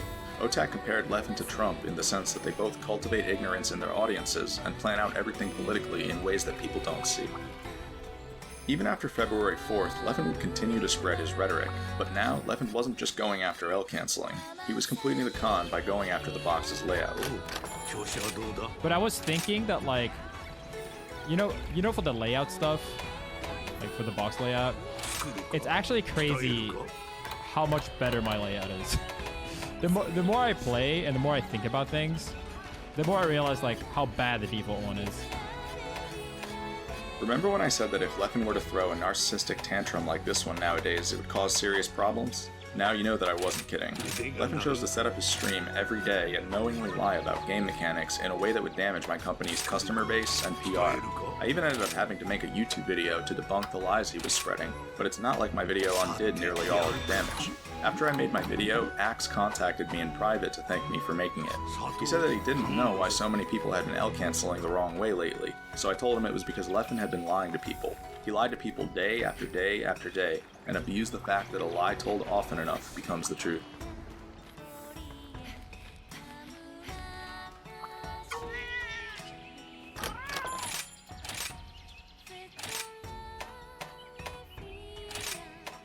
Back in 2013, Evidence.zip told us that Leffen was a dark triad who would engage in this type of deceptive behavior. We're now in 2021, and clearly nothing has changed. So the question is, what did Leffen do between 2013 and 2021 that had dark motivations people weren't considering? As it turns out, he did a lot.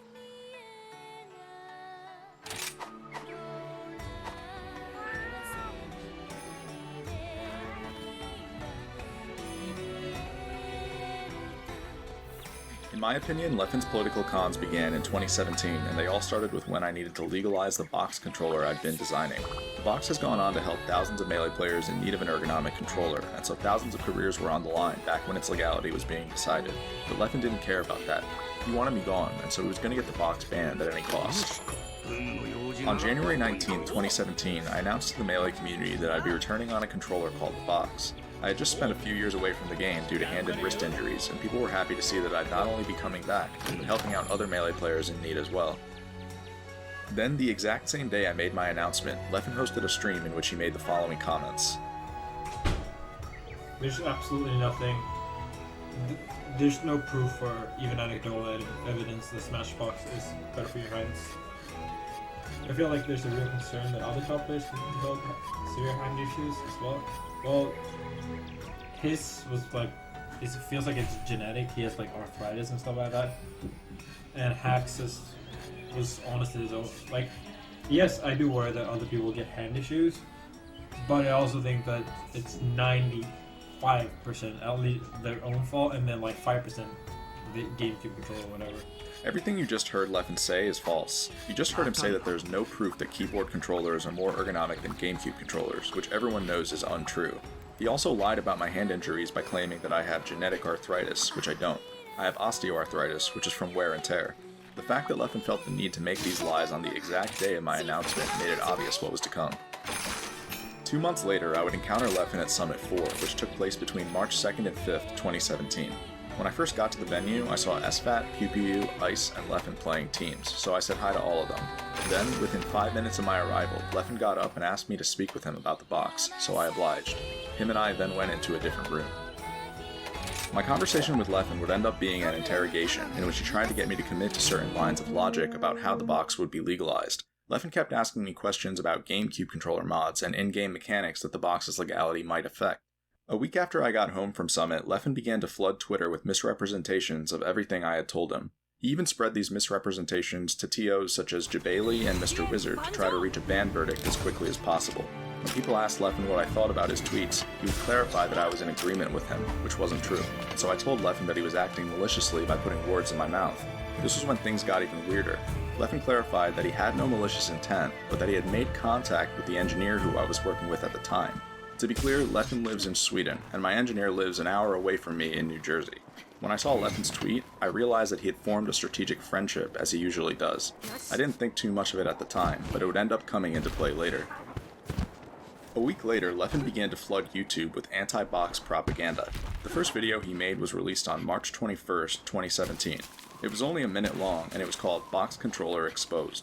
The video focused on a mechanic called 1.0 Cardinal, which is a mechanic in Melee that causes your analog stick value to increase by about 1% if you can pinpoint the final value along the cardinal.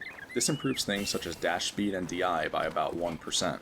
Since the box is a digital controller, it can pinpoint this value every time, whereas GameCube controllers may struggle to do so. That being said, 1.0 Cardinal is a touchy subject, and it's easy to misconstrue certain things about it through the use of crafty language. It also affects up or down. It also affects airspeed. So, it also affects even the smash DI and normal DI. So you can literally DI further on a keyboard digital. Do what you will with Leffen's video is incredibly disingenuous for several reasons, but the public didn't realize this. For one, the fact that Leffen's video is only a minute long and ends with "do what you will with this information" means it isn't intended to educate people, but to spread fear. There are several arguments Leffen's video doesn't mention, such as the fact that 1.0 is a microscopic advantage that will never warrant banning a controller. Then there's the fact that some GameCube controllers are way better than others at pinpointing 1.0 due to hardware differences, yet those controllers aren't banned. There's also the fact that 1.0 should be fixed on UCF, at which point it isn't even a discussion anymore. Leffen's video wasn't intended to be truthful about any of these things. The very next day, Leffen followed up with another video called Digital Input DI Meta Incoming. What Leffen shows in this video is that if Peach upthrows Fox and he DIs away with 1.0, he will escape the down smash, which he can't do with the value before that. But what Leffen doesn't show you is that this is only true at exactly 0%.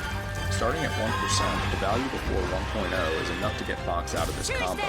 Another thing Leffen doesn't show you is that even when Peach upthrows Fox at 0%, she still needs a frame-perfect down smash input in order to hit Fox on the frame before he lands. Peach is even a frame late, then her down smash would miss. This means that what Leffen shows in his video is practically irrelevant because it needs not one, but two very precise conditionals. Releasing these types of deceptive videos when my career was on the line wasn't a joke, but Leffen's intention wasn't to be honest. It was identical to when you saw him lie about L canceling for political purposes earlier this year. 2 days later, a tournament called Royal Flush announced that I'd be competing at their upcoming event. Royal Flush had invited me to play on the box, and so I accepted. However, within 2 hours of Royal Flush announcing that I'd be in attendance, Leffen hounded the TOs about redoing their controller rule set. This caused Royal Flush to rescind their invite. When Royal Flush rescinded their invite, I didn't care too much, as my engineer and I were mostly focused on a separate project at the time. Our separate project was called the Arduino. This was an electrical mod that gave the GameCube controller improved capabilities such as dashback, shield drop, and 1.0.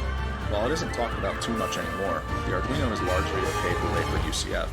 Even though I was banned from competing in Royal Flush, I was still going to go so that I could see people demo the Arduino for the first time. What I didn't know is that while I was working on the Arduino, Leffen had secretly been making arrangements with my engineer for an Arduino to be given to him at Royal Flush. My engineer had never told me this because he had no idea that Leffen was malicious. However, when I met up with my engineer at Royal Flush, he revealed to me that he'd be giving an Arduino to Leffen later that weekend. Once my engineer told me this, I literally began to shake him by his shoulders. He refused to believe me that we were being sabotaged. I still remember my engineer saying, "I'm sure he just wants to try it out," as if Leffen was just another customer. I had to make it clear to my engineer that he didn't know who the fuck he was dealing with. I then forced him to give me the Arduino back. The strategy Leffen employed here is called triangulation, also known as divide and conquer. This is a manipulation tactic that works by infiltrating a social circle as a third party who disrupts communications. Triangulation can be used to engineer rivalry between people or create confusion, which is what you just saw.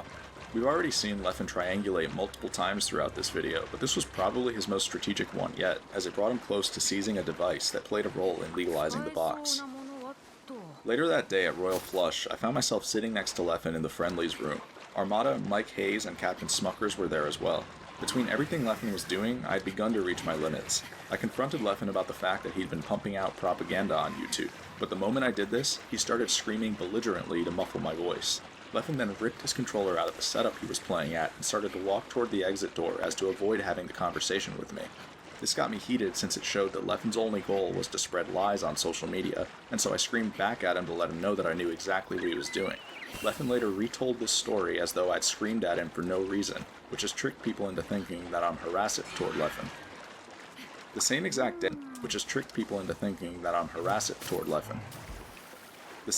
day, Leffen had the audacity to come back into the friendlies room to ask me if he could have the Arduino. He'd found out that I'd taken it away from my engineer, and so he approached me with a smile and a polite voice. When Leffen did this, I told him to fuck off. Leffen then said, verbatim, that Arduino was supposed to be mine. I told him to fuck off again. As Leffen angrily left the friendlies room, I noticed that he had his phone out. I already knew what this meant, so I followed him out of the friendlies room and into the hallway. I started to tell Leffen that I would have given him the Arduino if he had good intentions, but he didn't. He was still the same person he was back during evidence.zip. The entire time I tried to talk to Leffen, he kept his face buried in his phone.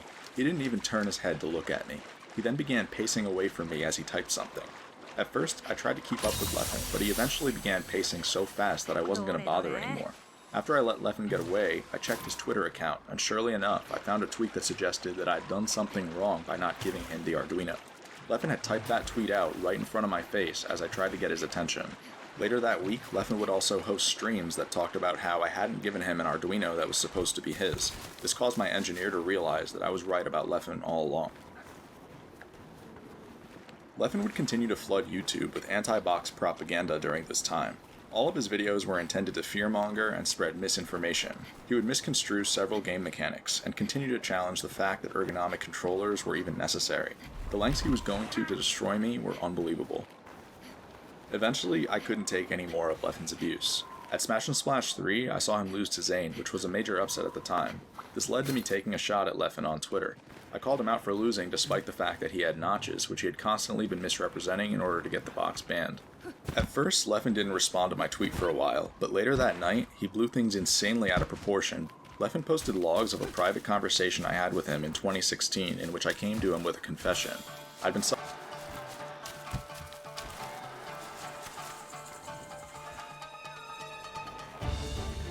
from PTSD for 3 years at the time, and I needed help.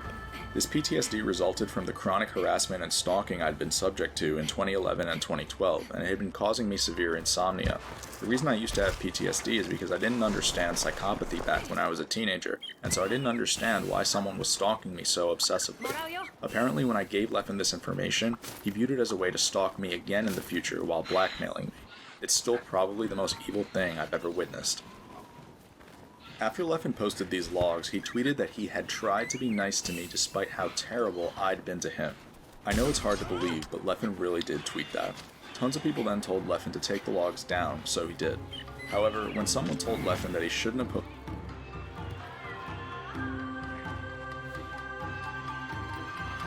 posted the logs under any circumstance, Leffen claimed victim status and told him that he couldn't take my harassment anymore. To be clear, I never harassed Leffen during this entire time period. I only ever confronted him because he was trying to end my career. The same person then pressed Leffen about the fact that it still wasn't okay. This was when Leffen referred to me as his stalker. It's very important to realize that this was a projection, and that Leffen was openly confessing to the fact that he stalks me, just as he was confessing to several of his other flaws back when I showed you some of his other insults. After Leffen projected, he told the person that he was done speaking with them since they insisted on victim blaming. This interaction shows exactly why Evidence.zip urged the reader to understand that Leffen will always claim victim status, and that they need to be able to see through it. Less than a week after this all happened, I released my Arduino project to the general public. Leffen tweeted within a few hours to encourage people not to trust me, and to view my work as if it was research funded by a cigarette company. When I released lengthy box documentation a year later, Leffen made the exact same tweet. Ironically, my box documentation contained nothing but factual information. There was even a long chapter on 1.0 Cardinal, the mechanic that Leffen had spread propaganda about in order to get the box banned. If not for Leffen, I never would have had to write this chapter, but I needed to debunk all the lies he'd been spreading. Leffen ultimately failed to ban the box, but his intentions were clear the whole way through. He wanted to remove me from the community at any cost, even if it meant banning a controller that thousands of people would end up needing. Looking back at it, Leffen's success would have been catastrophic. It would have cost so many players their careers. Between all of the cons Leffen's launched at me, there's been a common denominator. He doesn't give a shit about this community. When Leffen wants to defraud someone, he will do it no matter how much collateral damage it causes. So far, you've seen him overrun a free tournament series, teach people to L-cancel the wrong way, and convince people to desecrate their ergonomic controllers. 4 years prior to that, he tried to deny people the right to even use an ergonomic controller in the first place through blackmail and propaganda. Leffen was the only beneficiary in all of these situations. At this point, one of the biggest mysteries is surely how Leffen ever managed to attain hero status within the Smash community. He's done absolutely nothing heroic this far in the video, yet he somehow made people think this to be true of him. The way Leffen achieved hero status was through a series of political cons that would take place over the course of the next 3 years. This is because narcissists will strategically claim victim status and hero status in order to get ahead. Victim status, which you've already seen Leffen claim, allows the narcissist to evade accountability, while hero status allows the narcissist to mobilize people underneath them. But to obtain hero status, the narcissist must create a common enemy, which often comes at the expense of innocent people.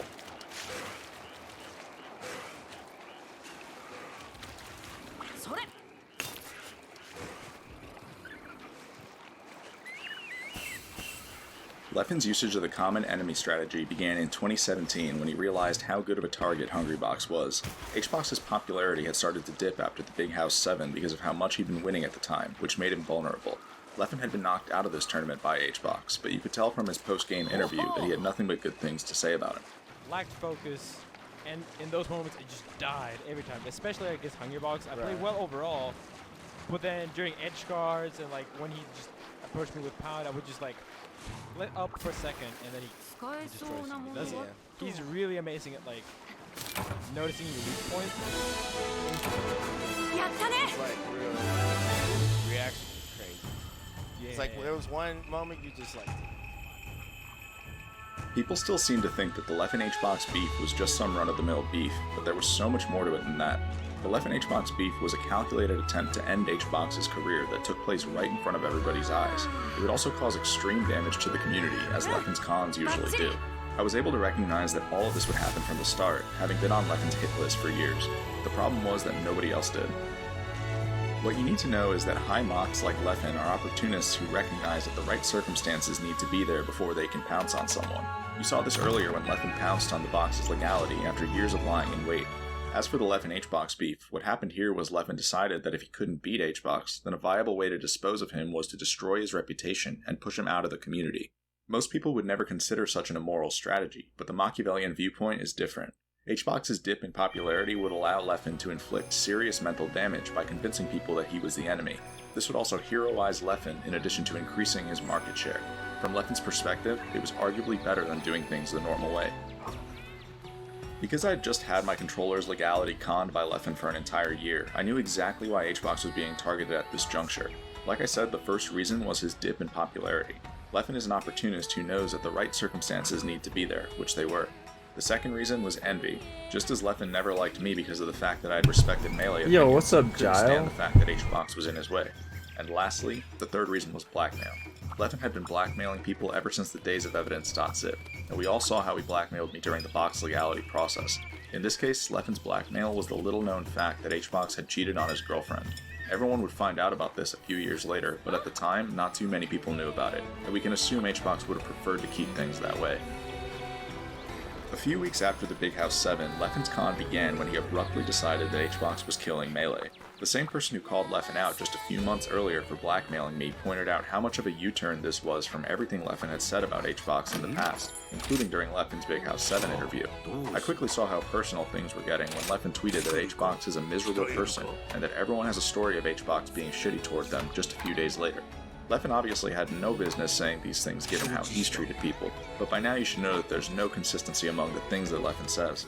Furthermore, neither of Leffen's statements about HBox were true. Having been a part of evidence.zip, I started to become very worried about where this was headed. A few days after Leffen's tweets, the tournament Summit 5 was held in California. Leffen, HBox, and I were all in attendance at this tournament. HBox has been a close friend of mine for many years, so I confronted Leffen on the very first day of Summit 5 to try to defuse their beef, but it was no use. I knew that HBox was being blackmailed, so I repeatedly told Leffen that HBox's sex life wasn't his business. I also made it clear to Leffen that HBox wasn't the only person guilty of cheating, and that Leffen would be a hypocrite if he continued to go after HBox specifically. Leffen blatantly didn't care about any of this. He spoke to me in a deadpan expression the entire time, and gave me responses that kept the conversation going in circles. I left Summit 5 knowing that Leffen was dead set on ruining HBox. As soon as we all got home from Summit 5, Leffen continued to spread rumors about HBox and misrepresent the way other pro players viewed him. When HBox got fed up and defended himself, Leffen immediately signaled to him that he was being blackmailed. This blackmail would keep HBox silent for the remainder of the feud. In December 2017, Leffen posted a video of himself stabbing a pancake that had a green Jigglypuff drawn on it. This video tells you that Leffen desperately wanted to get rid of HBox. It's identical to when he bought a red Adidas shirt shortly after losing to me at Genesis. Stalking and smear campaigning represents the highest level of desperation on the psychopath's end, and it's exactly what Leffen did in both of these situations. A month later, Leffen released propaganda in the form of a video called One of the Many Reasons to Dislike HBox. The video depicted HBox as the devil and received about 400,000 views. Unfortunately, not nearly enough people realized how malicious this video was. Within the video, an up-and-coming player named Snowy tells a story about how HBox had been rude to him when they met. Leffen sits next to Snowy and encourages him to keep going as he tells his story. Met him. Yeah, the first time I met him, I asked him for a best of $5, fucked it up. And when he found out that I was a pup, he went to secondaries, he took 2 games, and then after the second game, he was like, alright, I don't want to keep playing. And he takes my money, he walks away, and I was wearing the HBox shirt that he made, like the one with the... No! Yeah, and he turns, and he says to me, nice shirt, and he leaves. It was... Are you? No, there's no way. Yeah, no, I had my friend there. I think my friend will be here tomorrow. You'll know. Dude, this is like a villain story. Guys, join the resistance. Not only is the thought of Leffen accusing anyone of being mean toward new players comical, but if you actually look into how Leffen treated Snowy behind the scenes, it becomes clear that Snowy was used. On July 19, 2018, Leffen referred to Snowy as his slave, and on February 7, 2019, Leffen looked to silence Snowy for speaking positively about Jigglypuff. When Snowy tried to defend himself, Leffen accused Snowy of lying. Snowy could also be seen begging Leffen to not influence the community to ban his character. I would end up meeting Snowy at a tournament called Don't Park on the Grass that took place at the end of 2018. I talked to Snowy about the video he starred in, and he told me that he never really meant what he said about HBox. Snowy was mostly starstruck by the chance to hang out with Leffen, and wanted to impress him. Snowy also told me that Leffen was highly abusive toward him, and would repeatedly call him retarded off camera.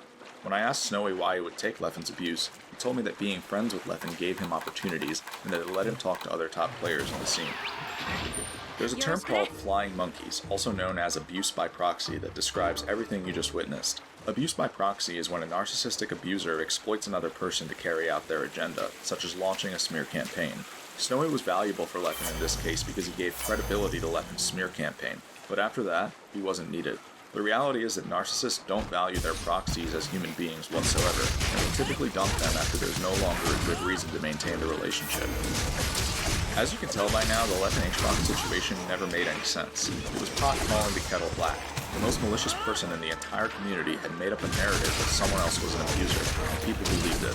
As 2018 went on, Leffen continued to do things like censor HBox's name in his Twitch chat and misrepresent their in-person interactions.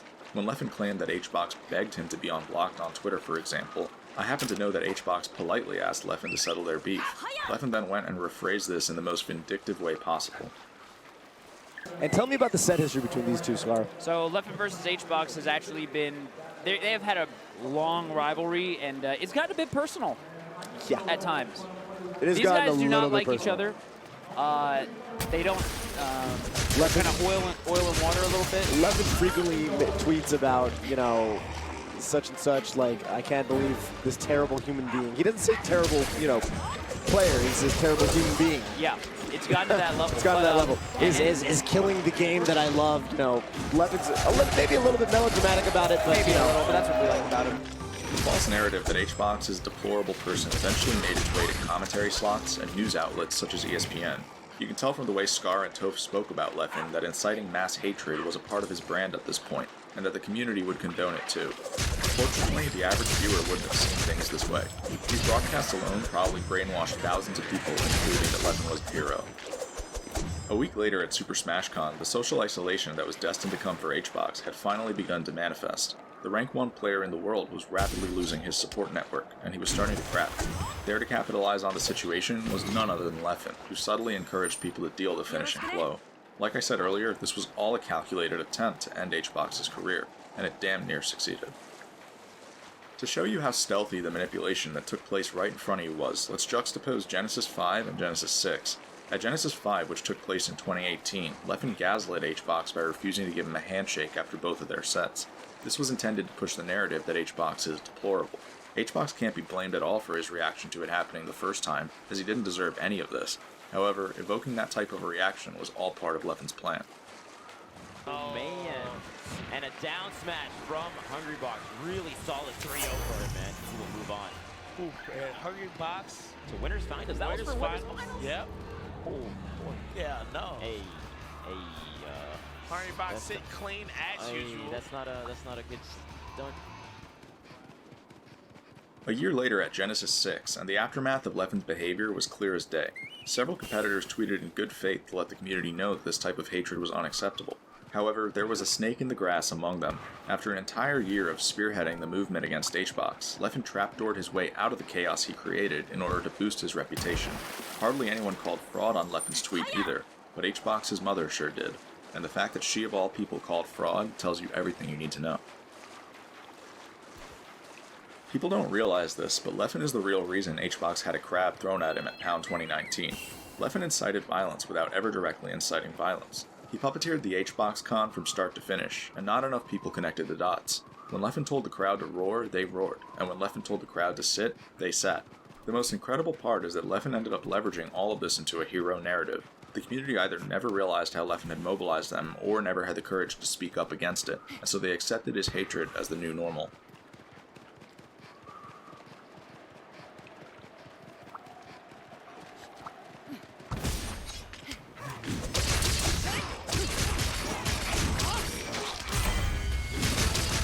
I'll catch the most flack for defending, but there's so much worth talking about here in terms of political angles that were never considered. When people look back at years of research, they don't seem to remember it correctly, so I want to share a different perspective. On December 7, 2018, a new Smash title would come out, which presented Leffen with yet another huge opportunity. Realizing how easy it had been to craft a hero narrative within the Melee community, Leffen would now repeat the process within the Ultimate community. Any other content creator would have simply created content to profit off the release of a new Smash title, but Leffen is always willing to take things a step further, and so what he needed was a new hero narrative. Because hero narratives always come at someone else's downfall, Leffen needed to pick a target.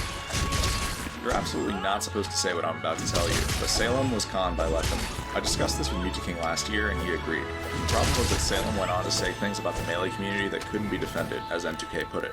M2K and I agreed that Salem was just a nerd who'd been bullied, and said things they probably didn't mean. They became part of Leffen's political agenda when Leffen started harassing them about their opinions on Ultimate with the intention of vilifying someone. None of the arguments Leffen made about Snake being a bad character would end up being correct, but that wasn't the point. Leffen needed to trigger someone quickly, and he would end up doing just that. After Salem posted years of research, they ended up losing their entire reputation over the course of 2 days. Normally, I wouldn't have listed Leffen's beef with Salem as a charge against Leffen, but you have to realize that we're now going on the 7th person whose career Leffen has looked to ruin. This is factoring in Chillin, who I put in the same category as Salem. Chillin and Salem weren't necessarily Leffen's political adversaries, but they were still instrumental in Leffen's ascension. Leffen's beef with Chillin was to instill fear and get sponsored more quickly, while his beef with Salem was to milk the Ultimate community of its resources. Salem actually referenced this in years of research when they said that there were people who were only interested in profiting off of Ultimate. Salem also pointed out that Leffen's fan base grows alongside his malicious intent, which is completely accurate.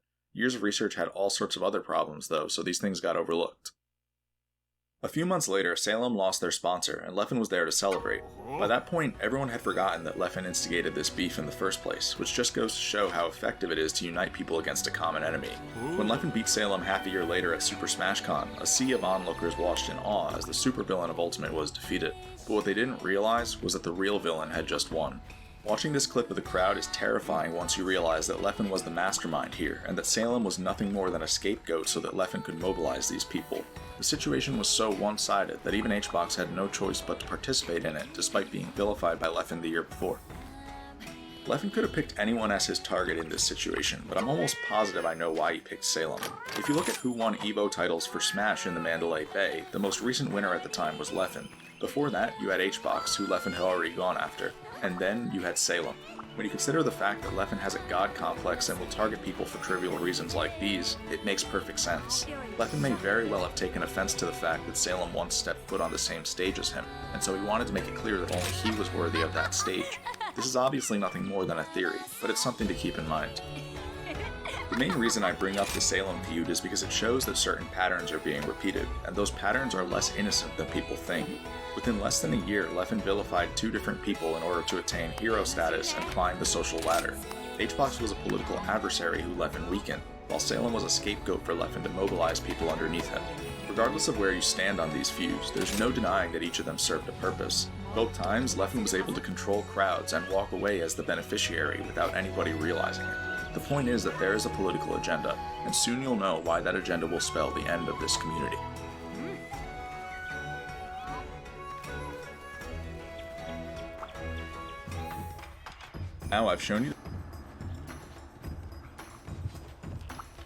Up until now, I've shown you that Leffen will approach every situation with the most profitable political angle he can come up with. He undeniably has a dark triad mentality that believes in exploiting others in order to ascend. But sometimes, exploiting others doesn't mean feuding with people. Depending on the situation, it may be appropriate to become a social justice activist overnight.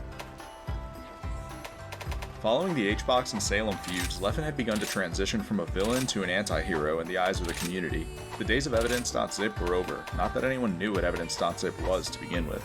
After saving Smash from 2 separate problems that he created, Leffen was starting to be perceived as a role model, and it couldn't have come at a better time.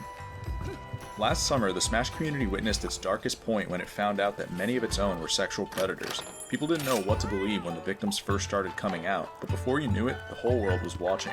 Unfortunately, if there's anything last summer proved, it's that the Smash community is twice as naive as it thought it was. This is because, just as sexual predators can live among us, the Dark Triad can live among us too. People fail to realize how profitable